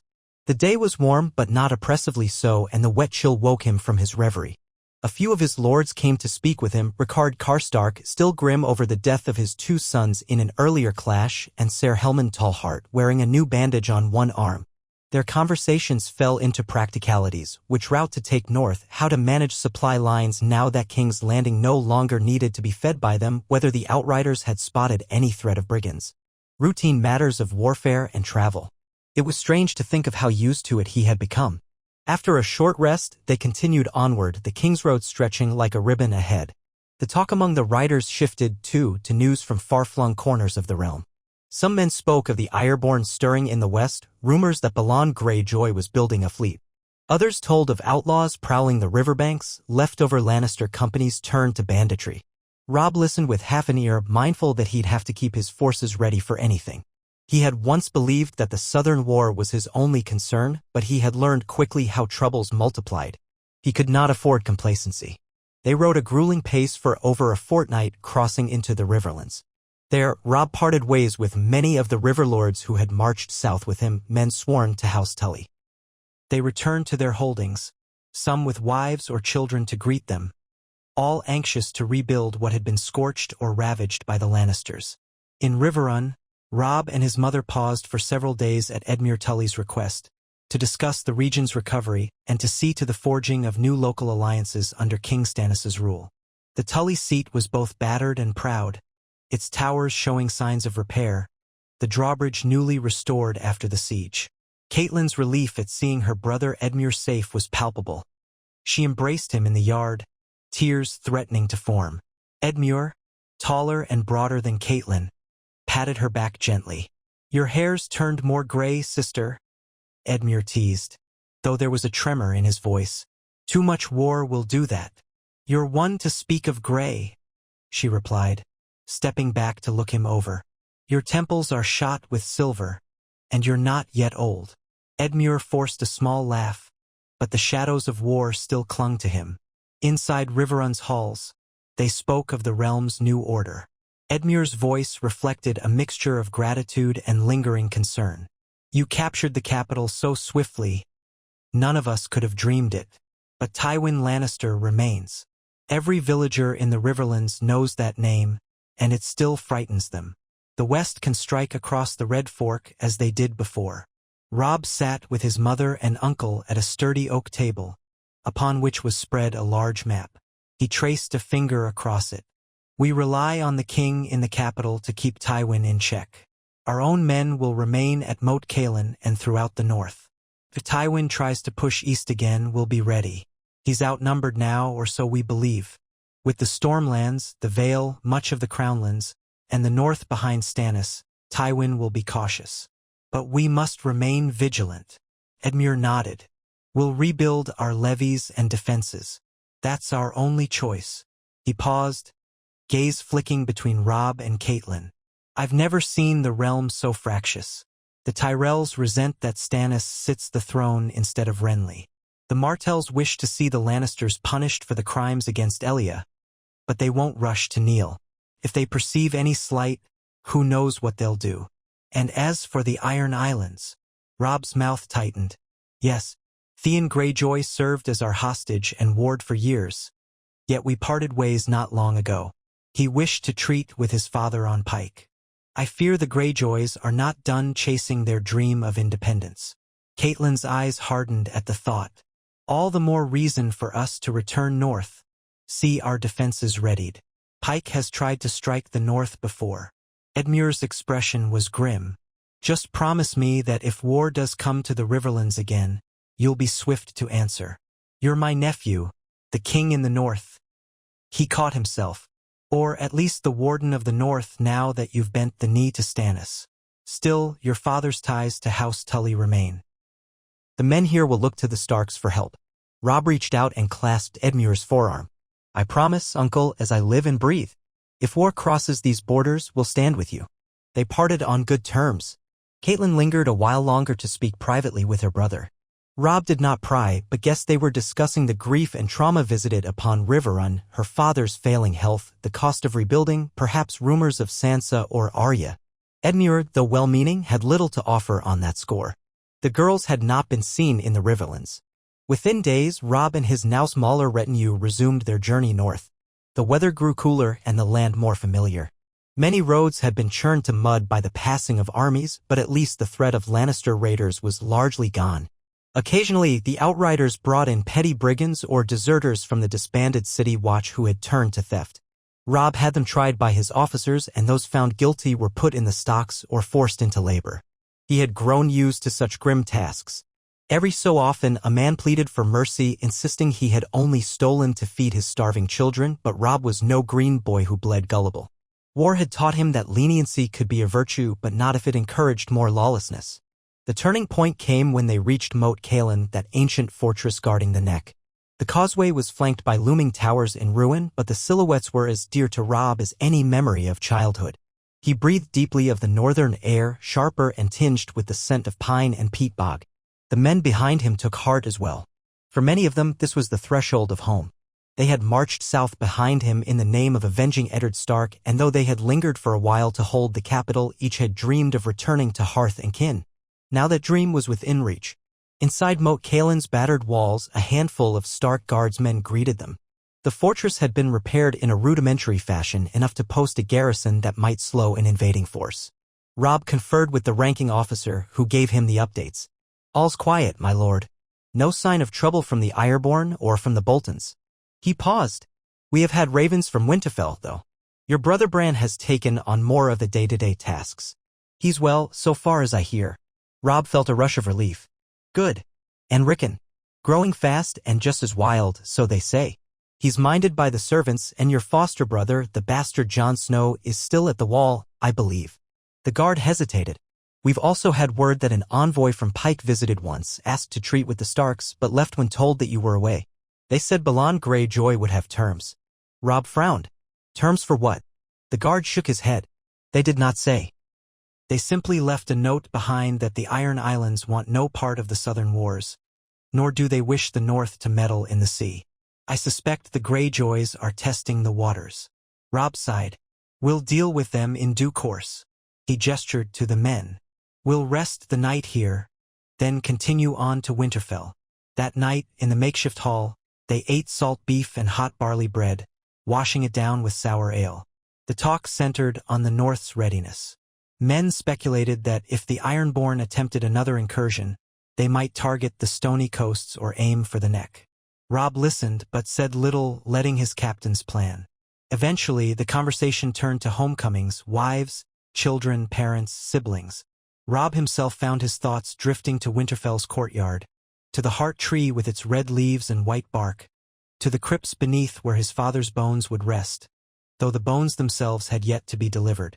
Stannis had ordered the ashes from Ned Stark's execution to be found, but that had proven difficult after the chaos in King's Landing. It weighed heavily on Robb that he couldn't even bring his father's remains home. He excused himself early and took a short walk by torchlight atop the fortress walls, where gray wind padded beside him. The night air bit with a foretaste of approaching autumn. Clouds drifted past a pale moon. He stared out over the bogs, hearing frogs croak, seeing the vague outlines of ghostly cypress trees. There, in that liminal quiet, he allowed himself a moment of reflection. He had toppled a false king too, if one counted the claim of Renly. He had installed Stannis, at least partially by proving the truth of Joffrey's incestuous parentage. He had enacted justice for Ned Stark, had watched Jaime Lannister die under the headsman's sword. Yet for all that, a hollow feeling lingered in his chest. Ned was gone. Sansa and Arya were missing, and the realm might still tear itself apart if Tywin Lannister refused to yield. He had done everything possible, but it might not be enough. He ran a hand through Grey Wind's thick fur, grateful for the direwolf's silent companionship. Then, with a heavy breath, he returned to the hall. He needed sleep. In the morning, Winter Fell awaited. They set out early, traveling at a brisk pace. The trees grew taller, the air cooler. By the time they reached the fringes of the great northern forests, Robb felt a stirring in his heart. This was his land.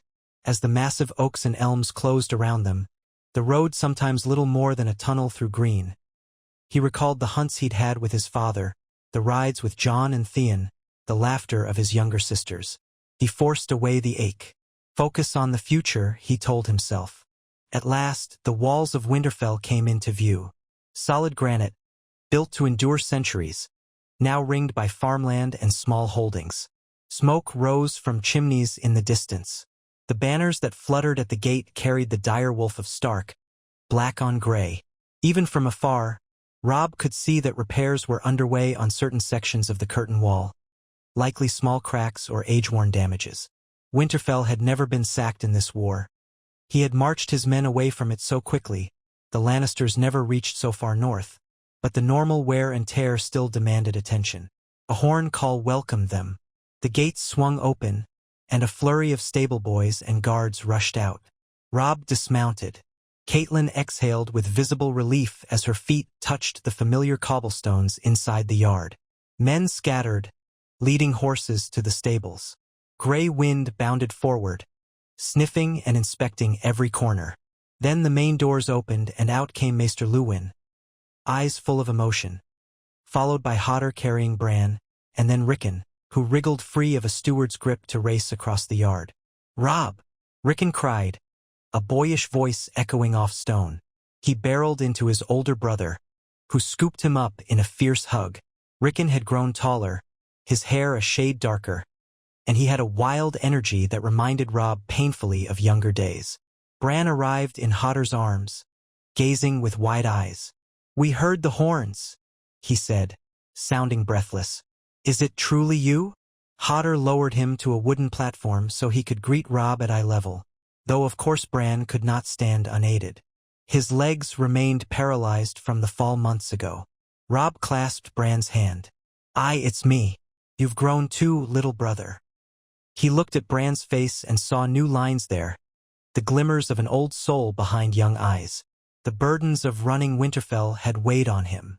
You've held the castle in my absence? Bran managed a small smile. I've done what I could. Everyone helped. The harvest was good in some of the fields, poor in others. We had a short summer and it's turning early, I think. But I tried to keep the peace, as father would have wanted. Catelyn arrived, pressing a hand to her mouth. Bran, she murmured, tears threatening to spill over. She embraced him carefully, mindful of his legs. My boy, my sweet boy. Then she kissed Rickon's head. And you, dear one, you're half grown already. Rickon wiggled, half embarrassed, half delighted. We waited so long. Bran looked to Robb. Where's father? He asked. Did you find him? The question cut into Robb's heart. He felt Catelyn stiffen. Rickon, too young to fully grasp the finality, gazed at Robb with an expectant, hopeful face.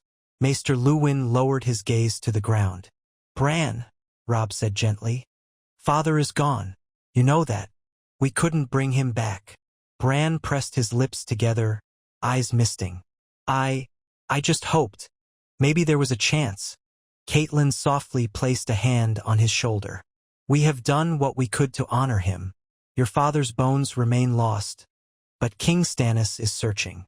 When they are found, we will bring them home to rest in the crypts, as is our custom. Bran swallowed, nodding.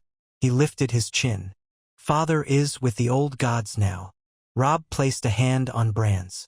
You did well holding Winterfell for us. Father would be proud. Maester Luwin stepped forward, gently easing the conversation away from raw grief. Come inside. You must be weary from your travels. There is hot stew in the kitchens, fresh bread, and our stores of fish and salt pork remain healthy enough. Welcome home, all of you. They entered the castle, escorting Bran and Rickon to the great hall. It was as Robb remembered, dimly lit by torches, the long trestle tables laid out, the dais at the far end with the high seat carved of oak. Once, Ned Stark would sit there in quiet dignity, hearing petitions from his bannermen. Now it felt almost too large. The smell of roasting meat and hearth smoke curled around them. Servants bustled, eyes bright with curiosity about the returning lords. Catelyn and Robb took seats near the dais. Men filed in, many of them the remnants of Robb's host who had traveled with him all the way from King's Landing. Others were castle staff or small folk who had come to greet him. Bran insisted on hearing the tale of their campaign, how Robb had marched south, how he had seized King's Landing. Rickon's eyes went wide with excitement at the mention of battles. Robb tempered the story, leaving out the bloodier details. The boy might grow up soon enough and learn those truths. For now, he gave them the version that ended with justice done and a measure of peace restored. As he spoke, he occasionally glanced at Catelyn, who met his eyes and gave him small nods of encouragement. Maester Luwin sat quietly, absorbing every word. Only once Robb had finished did the old man speak up. So King Stannis truly holds the throne now, recognized by a great council. A remarkable outcome. Let us hope he rules with wisdom. How do things fare with the Tyrells? Robb sighed. They supported Renly Baratheon's claim for a time, but Renly stepped aside when the lords largely favored Stannis by law. The Tyrells remain cautious allies at best, especially since they lost their chance to wed Margaery to the king. She might still become Stannis's queen, but Stannis is not a man of easy compromise. There's tension in that arrangement. Still, the Tyrells have not turned openly against him. For now, they keep the capital fed through shipments from the Reach. That was part of the agreement.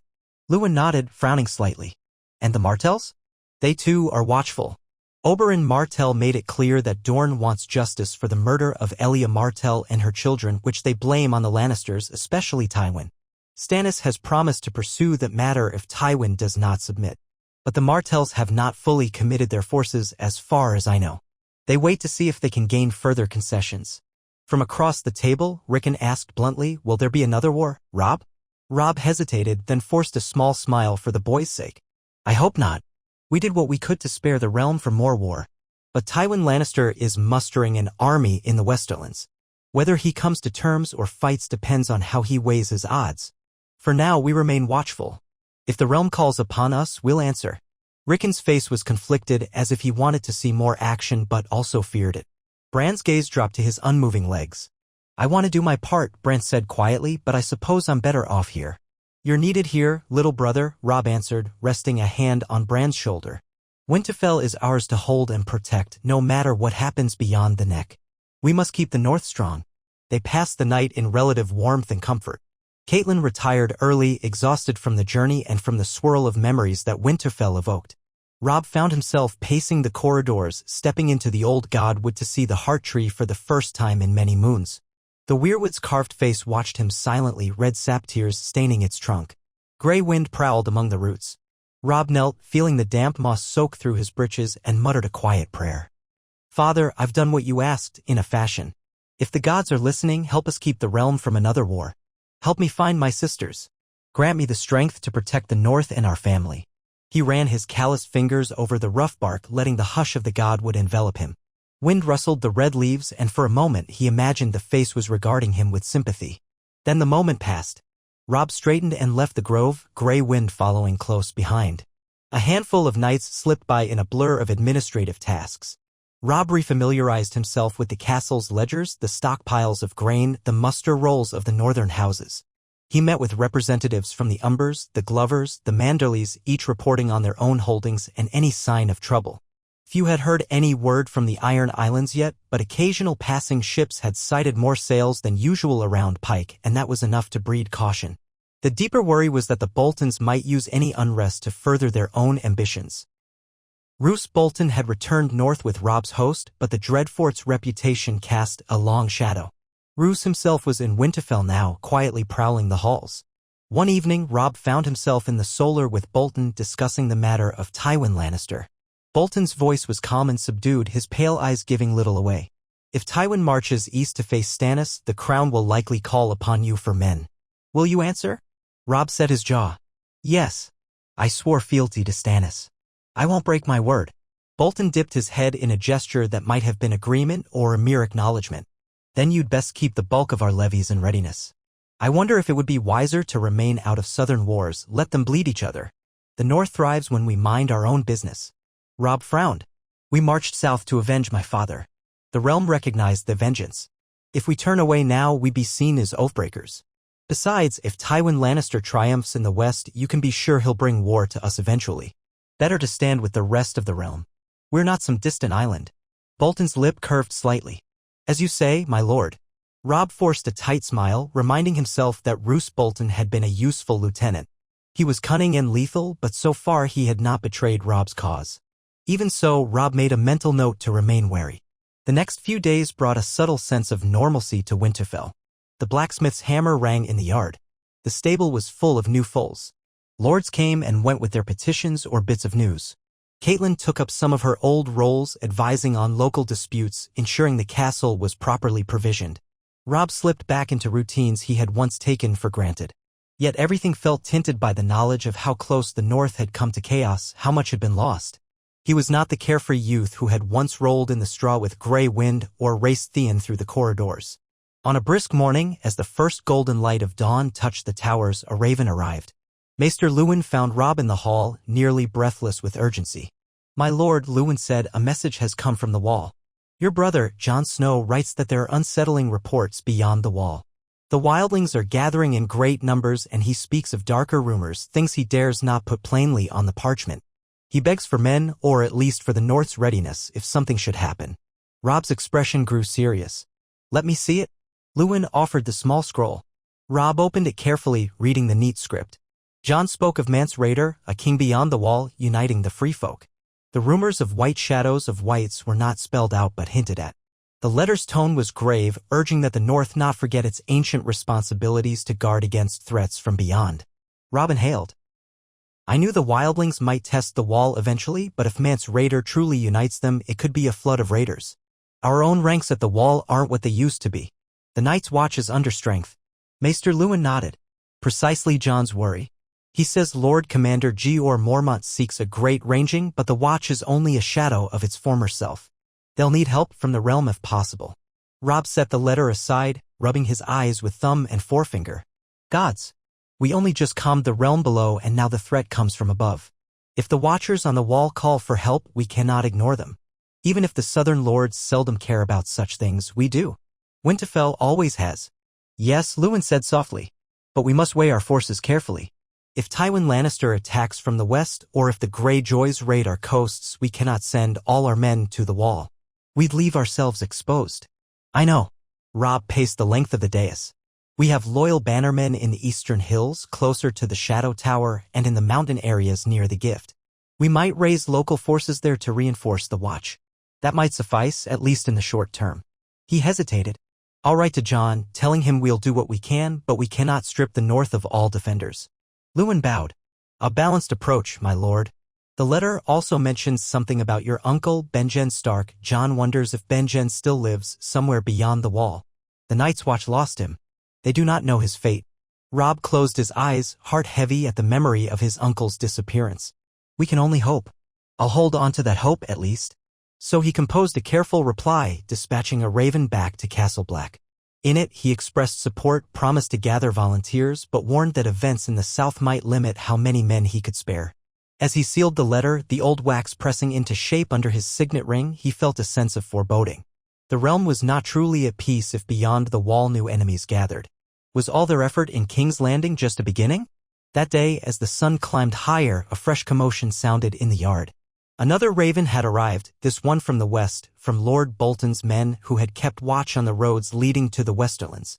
Robb strode into the yard with Catelyn on his heels to meet the messenger, a wiry man covered in dust from hard riding. What news? Robb asked, heart pounding. The rider sank to a knee, then rose. Word travels that Tywin Lannister is refusing King Stannis' demands. He's openly called Stannis a false usurper, says that the rightful king is in hiding for his own safety, meaning Joffrey. Tywin calls on all lords loyal to House Lannister to rally at Casterly Rock. Rumors say he has 20,000 swords. Maybe more. A chill coursed down Robb's spine. And Stannis? Will he march? It said King Stannis has ordered the Crownlands mustered. The Stormlands are raising fresh levies. He's commanded his bannermen to converge near Harrenhal or possibly near the Blackwater again. But Tywin is in a strong position behind the Golden Tooth, and more of the lesser Westerland lords are flocking to him now that his son was executed. The messenger paused, glancing at Catelyn. He's vowed vengeance, my lady. It's said that Tywin declared, the North murdered my son. The Baratheons cheated him. They'll all pay in blood. Catelyn's lips thinned. Robb grit his teeth, resisting a surge of anger.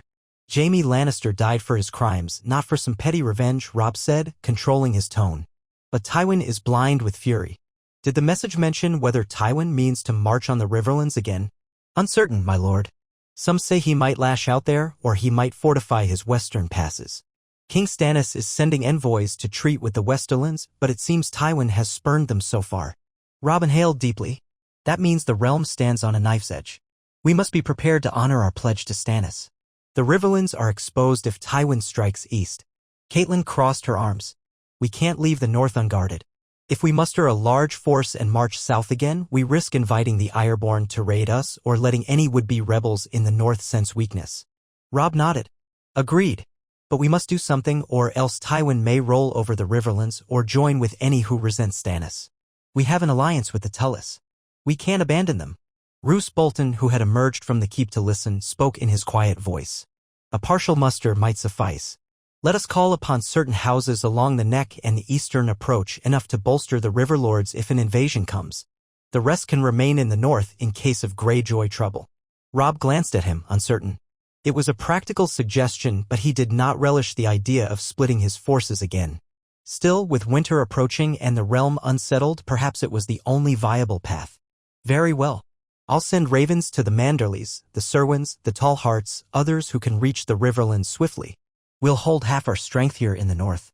If Tywin truly marches east, we'll reinforce Edmure Tully at Riverrun. Meanwhile, if Stannis calls for a grand host, we can muster the rest. Bolton inclined his head. A wise measure, my lord. Catelyn's face betrayed her lingering worry. Let us hope it's enough to deter Tywin. He's not a man to be trifled with. Robb's stomach churned. He remembered the cunning and ruthlessness of Tywin Lannister, how he had nearly outmaneuvered them early in the war. If not for Robb's lightning move on King's Landing, the realm might have seen Tywin enthrone Joffrey unopposed. I'll compose the letters now, he said, and the messenger can rest in Winterfell for the night. On the morrow, return to your outpost with our instructions. The rider bowed. Aye, my lord. Robb turned on his heel, motioning for Catelyn and Bolton to join him inside. The tasks of war never ended. At times, he felt more a clerk than a king's warden, constantly dispatching ravens, drafting edicts, forging alliances, trying to guess at a half-dozen threats. Yet that was the reality of leadership, no shining glory, no simple solutions. As they crossed into the Great Hall, they encountered Ser Roderick Castle, Winterfell's master-at-arms. The old knight bowed, mustache bristling. My lord, my lady. The men you sent to patrol the White Knife have returned. They saw no sign of Ironborn warships yet, only a few fishing boats. But there's talk among the fisherfolk that the Iron Fleet has left Pike. Robb's hand curled into a fist at the new tidings. So Balon Greyjoy moves. We must be vigilant. Tell the harbor watch in White Harbor to remain on high alert. We'll see if Lord Wyman Manderley can reinforce his coastal defenses. I'll add that to the letters. He parted from Ser Roderick, then turned to find Bolton quietly observing him. The man had a disconcerting stillness, like a cat poised for a silent pounce. Trouble from every corner, Bolton said, almost sympathetically. Wars rarely end neatly, young wolf. Robb forced calm. All we can do is meet each threat as it comes. They spent the next hours in council. By dusk, ravens were flying to the Manderleys, the Umbers, the Karstarks, the Serwins, House Locke, House Flint, House Tallheart, House Dustin, House Mormont, and others. Each letter laid out Robb's request for men, supplies, and watchfulness. The north might be vast and sparsely populated, but it could still muster significant forces if pressed. Their advantage, Robb thought grimly, was that winter would hamper any southern army that dared to invade. Tywin might rattle his sword, but he had never led a host through the icy wilderness of the north. If he tried, the land itself would devour him. Days turned to weeks as autumn crept in. The leaves browned and fell, swirling in the courtyard. Frost rhymed the puddles in the morning. Bran and Rickon marveled at how quickly the nights grew cold. Catelyn arranged for warmer furs to be brought out of storage. The blacksmith hammered out fresh nails for fortifications. And ravens came and went with news of the realm. Stannis had indeed raised a royal host, calling bannermen from the Stormlands, the Crownlands, and the Vale. The Tyrells, though uneasy, had also sent a token force, not wishing to appear disloyal. Renly Baratheon remained in some strange half-state of favor, walking a delicate line. Meanwhile, Tywin Lannister dug in at Casterly Rock, forging alliances with lesser houses in the Westerlands. He had recalled his bannermen from the Riverlands and was rumored to be offering rich rewards for any who would support his cause. Cersei Lannister and her children were still unaccounted for, though many believed they might be hidden somewhere in the Westerlands. No great battles had yet erupted, but the tension was palpable throughout the Seven Kingdoms, as though the realm was collectively holding its breath. In the north, preparations advanced swiftly. Lords answered Robb's calls with a mix of caution and loyalty. The Manderleys pledged a strong contingent of knights and foot to guard the White Knife. The Umbers along the last river readied themselves for any sign of wildlings who might slip past the wall. Smaller houses contributed men and supplies as they were able. Robb quietly blessed his father's memory. Ned Stark had earned the respect of the North through decades of fair rule. That loyalty, carefully cultivated, now extended to Ned's heir. Still, not all was peace. Rumors of skirmishes with wildling scouts reached Winterfell. A handful of free folk had reportedly crossed the bay near Eastwatch by the sea in stolen boats. The Night's Watch had caught some, but more might have slipped inland. Jon Snow's letters grew more urgent, warning that Mance Raido's host was swelling. We have only so many rangers, Jon wrote. The Lord Commander has gone north of the wall seeking answers. We pray he returns. Robb fretted over the news.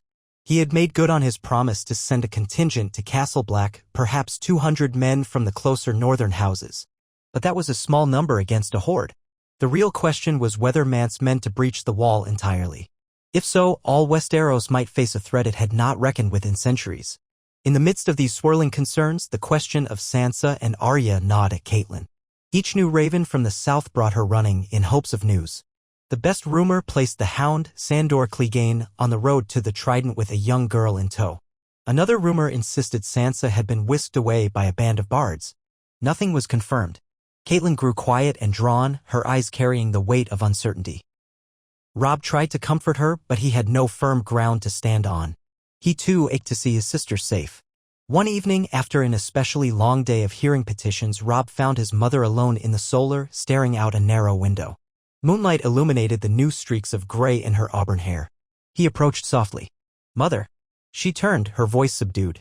"I was remembering the day Ned and I arrived at Winterfell with you as a babe in my arms. It was snowing lightly. So beautiful.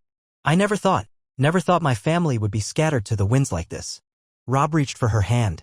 "We'll gather them again. I swear it." She exhaled shakily. "It's what your father would have wanted.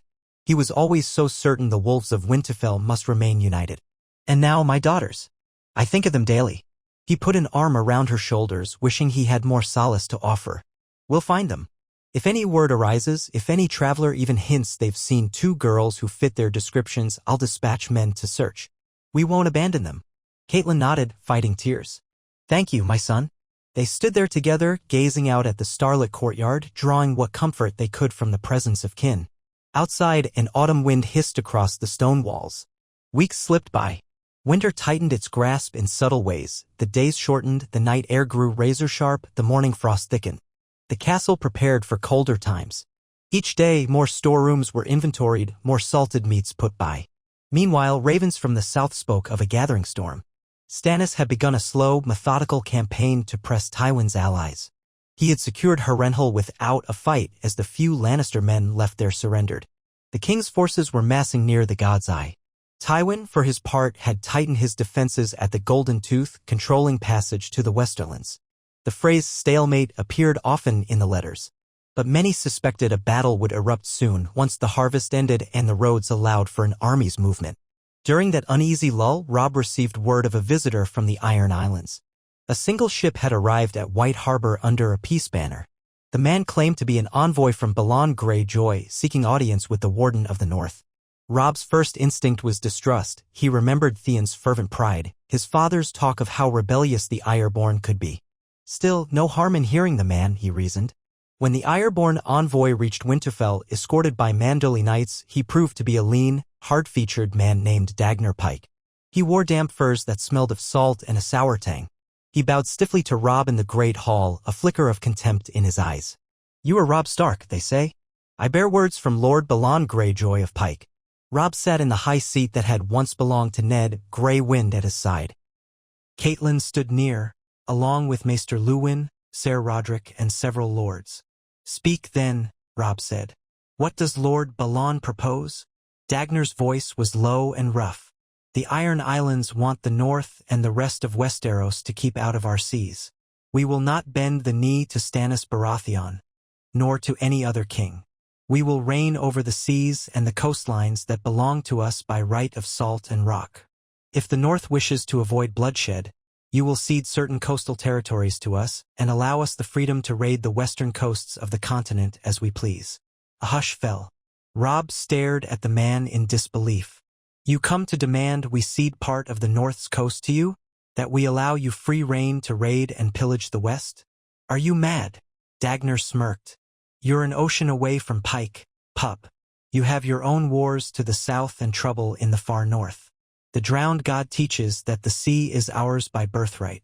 You cannot hold all your shores against the Iron Fleet. Think wisely. Better to grant us a foothold or we take it by force." The men around Robb bristled. Ser Roderick's mustache quivered with outrage. Lady Caitlyn's face grew cold as ice. Robb felt anger rise in his chest, but he willed himself to remain steady. "Tell Lord Balon I will not yield the North's lands or waters. If he tries to take them, we will drive him back into the sea." Dagner snorted. "You're bold for a wolf so far from the sea. Theon Greyjoy told us you were not without cunning, but perhaps he overstated your sense. My lord father, pardon, my lord. Lord Balon will see your refusal as a challenge." "Theon Greyjoy," Robb said, voice tight, "was once my friend. I see he has sided with his father. He should know better than to threaten the North with reavers." He leaned forward, eyes blazing. "Take this message to Balon. The North does not fear him. We will not cede one stone or grain of sand. If the Iron Fleet dares a raid on our shores, I will personally see it repelled. And if Balon wants war, I will give him war." A ripple of approval sounded among the northern lords. Dagnar's lips curled. "Then that is all. We shall see how the tides turn. Robb Stark." He pivoted and strode out, his boots echoing, leaving an uneasy hush in his wake. After he had gone, the room erupted in low conversation. Some demanded they seize Dagnar as a hostage, but Robb refused. "We are not oathbreakers," he said. He came under a banner of peace, such as it was. Bolton, who had slipped into the hall at some point, observed the discussion with faint amusement. "The Ironborn are bold to make demands. They must sense that the realm is distracted." Ser Roderick nodded. "And in times past, they have attacked our coasts with little warning. We must fortify the Stony Shore, Bear Island, Barrowton's Port, White Harbor, and every possible landing site." Caitlin exhaled. "It never ends." Robb closed his eyes briefly. "No, it doesn't. Not yet." He looked around at the gathered lords. "We have some men at White Harbor. Let us reinforce them and likewise send warnings up and down the coast. The Mormonts of Bear Island know how to repel raiders. We'll ensure they have the supplies they need. If Balon tries to land a large force, he'll find the north ready." Thus, new ravens flew, new orders were written. House Manderley and House Mormont pledged more watchers on the sea. Still, as the days passed, no immediate Ironborn invasion came. The coastlines remained quiet if tense. It was possible that Balon was testing Robb's resolve or biding his time. The weeks bled into another turn of the moon. Occasional rumors flared that the Iron Fleet had been sighted prowling near the Shield Islands in the south. If so, perhaps Balon planned to raid the Reach instead of the north. Robb could only watch and wait, prepared for either possibility. Meanwhile, ravens from the Riverlands revealed that King Stannis had established a forward camp near the Blackwater Rush, intending to move west. The Vale's Knights, commanded by the Lord of the Ares Bannermen, were said to be riding for the same front. Tywin held the Golden Tooth, bracing for an attack. Despite the approach of winter, a new southern campaign seemed inevitable. Robb felt torn. He had pledged to support Stannis, yet his own domain faced threats from the Ironborn. He could not simply march south again and leave the north exposed. He resolved to watch events carefully. If a major battle erupted and King Stannis sent an urgent plea, Robb might feel duty-bound to lead a northern army to the Riverlands once more. As the autumn deepened, a pall of uncertainty hung over the great castle of Winterfell. Robb rose each morning wondering whether a raven would arrive bearing the news of open war with the West, an Ironborn landing on the coast, or some new calamity. He performed his tasks diligently, training with steel, conferring with his bannermen, addressing disputes among smallfolk.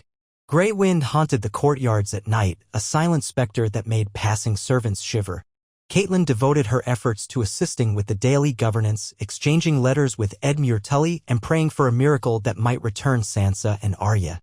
Bran continued his role as Robb's helper in Lord's meetings, the boy's eyes keen even if his legs were useless. Rickon roamed the halls with his dire wolf, shaggy dog, sometimes sullen, sometimes restless. Each day carried them deeper into the chill. A sense of foreboding built in Robb's gut, like thunderclouds gathering on the horizon. He was not wrong to feel it. One bleak afternoon, the watchman atop Winterfell's gatehouse spotted riders approaching at speed. They bore the standard of House Tully. Robb went out to meet them in the courtyard, Caitlin at his side. The group reined in, horses lathered with sweat, the men half frozen. One dismounted, swaying on unsteady legs, and forced out words that struck Robb like a hammer. "Riverrun is besieged by the Lannisters. They came with greater force than we expected. King Stannis was delayed, and Tywin's men took advantage, striking swiftly. Lord Edmure calls for aid. He begs the North to come at once or else the Riverlands will be lost." Caitlin gasped, color draining from her face. "Besieged? By how many?" "Too many to count," the man rasped. "They struck from the Golden Tooth, drove the Tully outriders aside, and now they encircle Riverrun with catapults and towers. I was lucky to slip out before the noose closed. They have tens of thousands. Some of the West's bannermen who had wavered before are now with them, enticed by Lannister gold. Word is that Tywin means to starve Riverrun out." Robb exchanged a glance with his mother. Her expression was a mask of dread. Riverrun was her childhood home, and Edmure her only living brother. Robb turned to the rider again. What of King Stannis? He's engaged at Harrenhal. Word is that a Lannister vanguard blocked the roads. Then the storms delayed him. The king might march soon, but he's days or weeks away from mounting a relief. Lord Edmure fears they cannot hold that long unless help arrives from the north. The man's breath rattled. He begs you to come, my lord. Robb's thoughts raced. If Riverrun fell, the Riverlands might break away from Stannis's cause, or be forcibly bent to Tywin's will. That would give Lannister power renewed impetus, perhaps enough to topple King Stannis altogether. And Edmure Tully, as well as thousands of innocent folk within Riverrun, would be at Tywin's mercy. He turned to Catelyn, seeing the anguish in her eyes. He took a breath. We swore we'd protect the Riverlands. They are our kin. I can't abandon them. She nodded, lips pressed tight. We must send an army. Roose Bolton, who had appeared behind them, spoke softly. A bold move, given the threat of the Ironborn to our coasts. Robb spun, frustration rising. Yes, but if we let Tywin crush Riverrun, he might cut a swath north eventually. The realm will see the north as faithless oathbreakers if we do not come to the aid of our mother's kin. Bolton spread his hands in a gesture of mock helplessness. Then we must weigh how large a force to spare. If we lead all the north's best swords south, we leave ourselves vulnerable. If we send too few, we accomplish nothing at the siege. Robb pressed a hand to his temple. I know. We must find a balance. I will lead a portion of our hosts, perhaps half, to break the siege and relieve Edmure. The other half can remain here under your command, Lord Bolton, defending our coasts and holds. If the Ironborn attack, you will have authority to repel them. Bolton's eyes gleamed with something unreadable. As you wish, my lord. I shall keep the north safe. Catelyn gripped Robb's arm. I'm coming with you to the Riverlands. My brother may need me. I will not sit idle in Winterfell while Riverrun burns. Robb started to object. Memories of her captivity and near-death in the war haunted him, but then he relented. Very well, mother. We ride soon. The men are partially mustered. We'll call upon the houses nearest Winterfell for an immediate march and instruct the rest to gather at the neck. We'll attempt to move swiftly, surprise Tywin's lines if we can. Bolton clasped his hands behind his back. Speed will be essential. Tywin invests Riverrun now, but if we strike before he can fully entrench, we might lift the siege. Robb gave him a curt nod. Yes. I'll see to the war councils. We march within 3 days. Thus, the pace of preparation in Winterfell exploded into a controlled frenzy. Weapons were sharpened, wagons loaded, ravens sent to muster men from the central and southern parts of the north. The fortress hummed with tension. The great hall filled with captains and bannermen, finalizing supply routes and planning the path south. Ser Roderick stood at Robb's side, offering calm counsel. Catelyn, for her part, tried to remain strong, though worry etched new lines across her face. On the second night of preparation, Robb sought counsel in the Godwood once again. The Hearttree stood silent, moonlight illuminating the carved face. Grey Wind paced behind Robb as though sensing the unrest. Robb knelt, pressing a hand to the damp grass. Father, he whispered, voice thick with emotion. I swore to uphold your legacy. I can't leave Riverrun to fall. But the Ironborn, the wildlings, the realm in flux. The burdens grow heavier every day. Give me guidance. Show me how to hold our family together. Only the wind answered, rustling the red leaves. Robb clenched his jaw, resolving that no help would come from beyond. He was lord now, for better or worse. War pressed him from every side. He had no choice but to move forward and hope the old gods watched over them. At dawn on the appointed day, the gates of Winterfell opened. A column of riders and foot soldiers, near 3,000 strong, moved out under the Stark banner. More would join them on the road, culminating in a host perhaps 6,000 by the time they reached Moat Cailin. That might be enough to challenge Tywin's siege lines if Edmure still held strong behind Riverrun's walls. Catelyn rode near Robb at the vanguard, despite his request that she remain in a safer position. She would not be swayed. They traveled south under skies that threatened early snow. Roose Bolton remained behind, with authority to rally the rest of the North's levies if the Ironborn invaded or if Tywin somehow turned northward. Bran, Rickon, and Maester Luwin stayed in Winterfell along with Hodder and the loyal staff. Robb had parted from his brothers with promises to return. Rickon cried, clinging to Rob's cloak until the last moment. Bran's farewell was quieter but no less anguished. Robb felt torn, leaving them again, but there was no alternative. War called him. As they reached Moat Cailin, men from House Serwyn and House Tallheart joined them, pushing their numbers closer to 5,000. They pressed onward past the neck into the Riverlands, mindful of older battlegrounds still scarred from Lannister raids. The further they went, the more destruction they saw, burned farmhouses, fields left untended. Some settlements they passed were abandoned altogether. Others housed frightened folk who peered at the passing soldiers with hollow eyes. Their presence stirred old memories. Robb had once marched along these same roads on his first campaign. The difference now was that he had left the capital stabilized behind him, or so he hoped. And yet Tywin Lannister still overshadowed the land. A week into the journey, outriders returned with tidings of Lannister scouts in the area. Robb pressed on, not wanting to lose the element of speed. They crossed the Red Fork, picking their way toward Riverrun. Catelyn grew anxious with every mile, her eyes scanning the horizon. Rumors reached them that the siege was tightening daily. Edmure had managed to block the fords initially, but Tywin's engineers were cunning. Towering siege engines had been spotted. On a cloudy morning, they came within sight of Riverrun's distant battlements, and the Lannister camp sprawled around it like a ring of steel. Smoke rose from siege fires. Robb halted his column on a low ridge overlooking the fortress's broad plain. The castle stood at the confluence of the Red Fork and the Tumblestone rivers, an impressive stronghold. But from this distance, they could see the red banners with the golden lions snapping in the breeze. Tents, pavilions, and fortifications ringed the approaches. The Lannisters had thrown up ditches and earthen ramparts, catapults bristling. The land was crawling with enemy soldiers. It was a dire sight. Robb's captains gathered around him, scanning the enemy lines. Catelyn reined in her horse beside him, face pale. "Seven save us," she breathed. "They've encircled the fortress."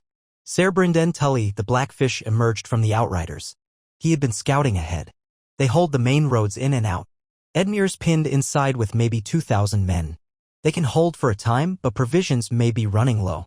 And the Lannisters have cut off the Red Fork with a partial dam, forcing the water flow away. Clever devils. If we don't break them soon, Riverrun starves or is battered down.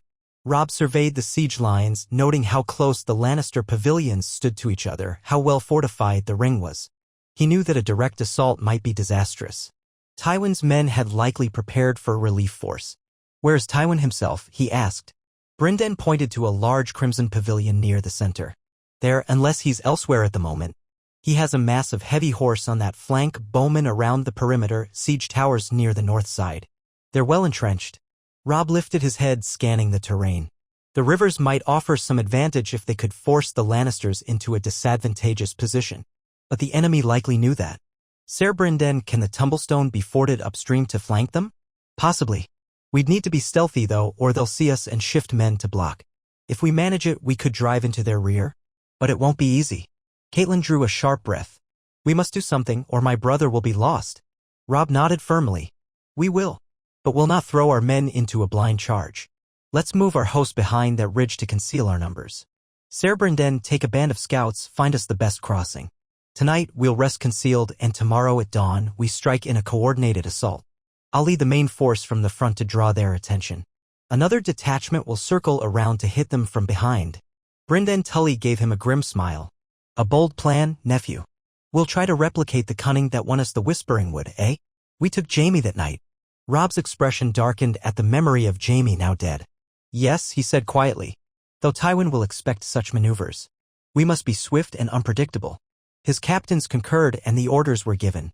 The column concealed itself behind the rolling hills, pitching camp quietly. Fires were kept low, the men told to speak in hushed tones. That evening, Robb dined only on hard bread and water, going over the plan with Ser Brynden, Ser Roderick, and several other officers. They would split the host, Ser Brynden leading a contingent of picked men to cross the Tumblestone under cover of darkness and circle the Lannister lines. At dawn, Robb would advance from the front with the bulk of the army, hopefully pinning the Lannisters' attention. Once engaged, Ser Brynden's force would strike from the rear, and with any luck, Edmure would sally forth from Riverrun at the same time, crushing Tywin's army between three forces. Catelyn listened, face tense. She insisted on staying with Robb's group, though he wished to keep her far from the fighting. She was unmovable on that point. "Edmure is in that castle," she said, "and I will not hide behind a hill while my family fights for their lives." Midnight came, and Ser Bryndon's detachment slipped away on foot, leading their horses silently heading upstream to find the rumored crossing. Robb waited in restless vigil, the night air cold enough to nip at his cheeks. Grey Wind seemed anxious too, pacing and growling softly. Caitlin tried to snatch a few hours of sleep in a tent, but Robb doubted she found rest. He barely shut his eyes himself. At the first pale light of dawn, he roused the men. They formed ranks quietly, breath-fogging in the chill air.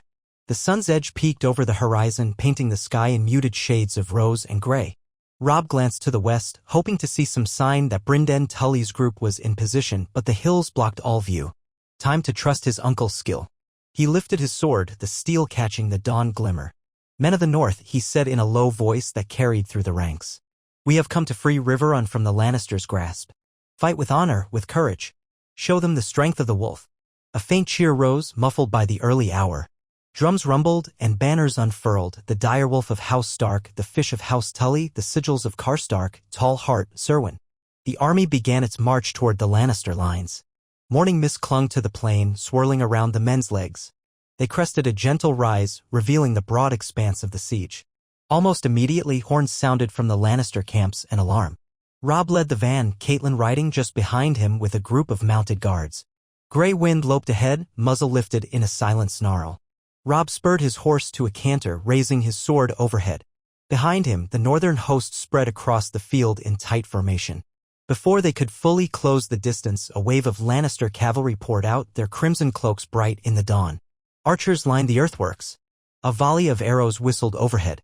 Some northern men cried out, falling with shafts in their throats or shoulders. But Robb pressed onward, trusting that Brynden Tully would strike from behind soon, splitting the Lannisters' attention. If the plan worked, they might break through. The thunder of hoofbeats shook the ground. Robb bellowed an order, and his cavalry slammed into the Lannister horse. Steel clashed, men shouted, horses screamed. Robb found himself in the thick of it, parrying a blow from a knight in lion-crested helm. He cut the man down with a fierce riposte. Blood splattered across his cloak. Another knight charged, but Grey Wind leapt to intercept, dragging the horse aside in a frenzy of snapping jaws. Robb pressed forward. The plan demanded speed. If they bogged down, the Lannisters might muster fully and repel them. He glimpsed Caitlin in the swirl of bodies, her face set in grim determination as she kept behind the protective ring of his guard. Then he was forced to pivot and deflect another blow. The melee sprawled across the plain. Lannister banners converged, men roaring war cries. The northern ranks ground forward step by step, but it was brutal work.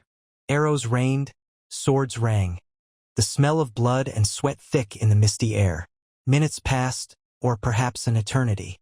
Robb cut down a crossbowman trying to reload, felt a spear glance off his breastplate, saw men dying all around. The Lannisters held firm. Where was Brynden Tully? Robb's men at the center were faltering under concentrated arrow fire from behind makeshift palisades. He shouted orders, urging the flank to push, but the line was locked in place. Suddenly, a distant horn sounded on the Lannisters' far side. The notes were clear and piercing, echoing off the waters. Robb recognized it as a Tully signal. At the same time, horns brayed from within Riverrun's walls as a gate swung open and Edmure Tully's men poured forth in a desperate charge. A surge of hope flared in Robb's chest. Brynden had reached the rear, and Edmure was sallying from the castle. The Lannister lines began to waver, forced to face threats from multiple directions. Shouts of alarm spread among the crimson ranks. Robb seized the moment, rallying his men. "Forward! Break them!" he cried, voice raw. He spurred his horse again, leading a fresh press of cavalry. They crashed into the Lannister center, smashing through disordered foot. Axes rose and fell. Northern war cries mingled with Tully shouts as Edmure's force joined the fray from behind the besiegers' lines. At once, the carefully built Lannister entrenchments became a trap for them, pinned on both sides with nowhere to retreat but the river. Men drowned or were cut down as they tried to wade across in armor. Robb found himself dangerously close to the center of the chaos. He glimpsed a cluster of highborn knights under a gilded lion banner. Could that be Tywin himself? He spurred forward, clearing a path through a ring of Lannister men-at-arms. Grey Wind howled, lunging at a standard-bearer.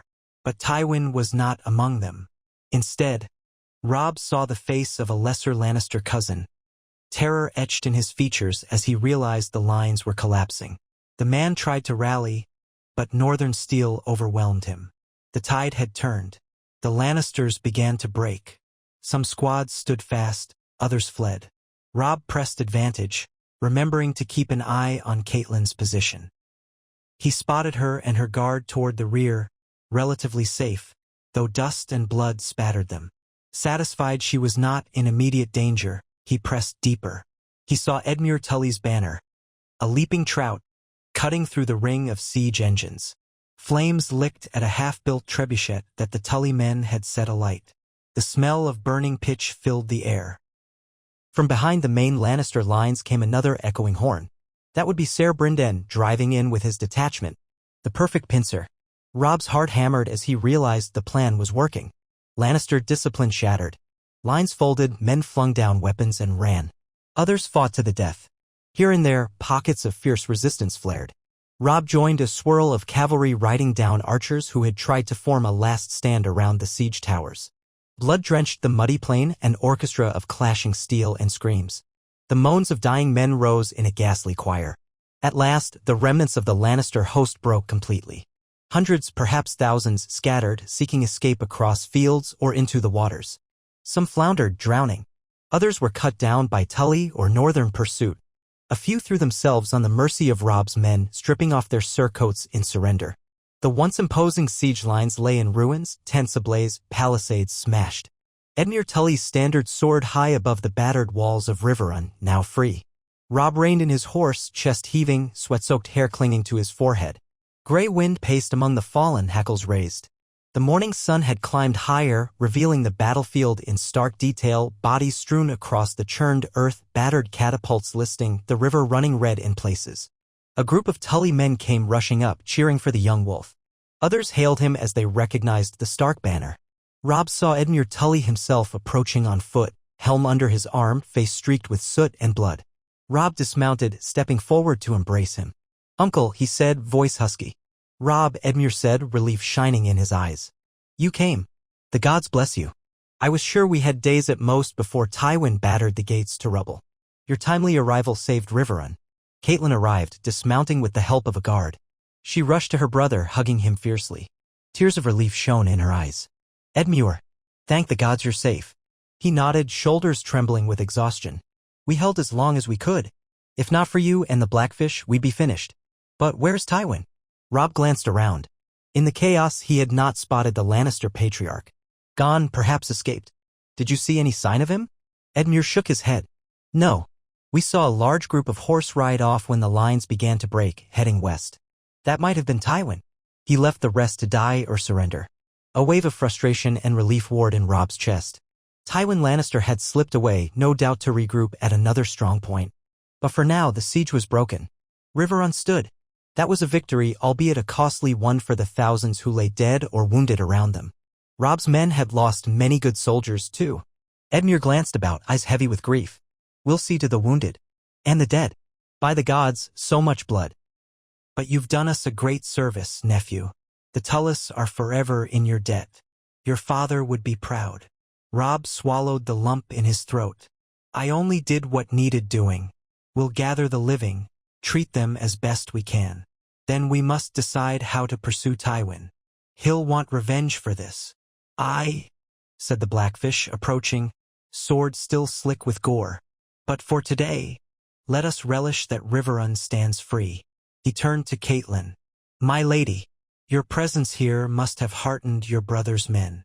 She managed a tremulous smile. "I only pray we can end this war soon. Too many have died already."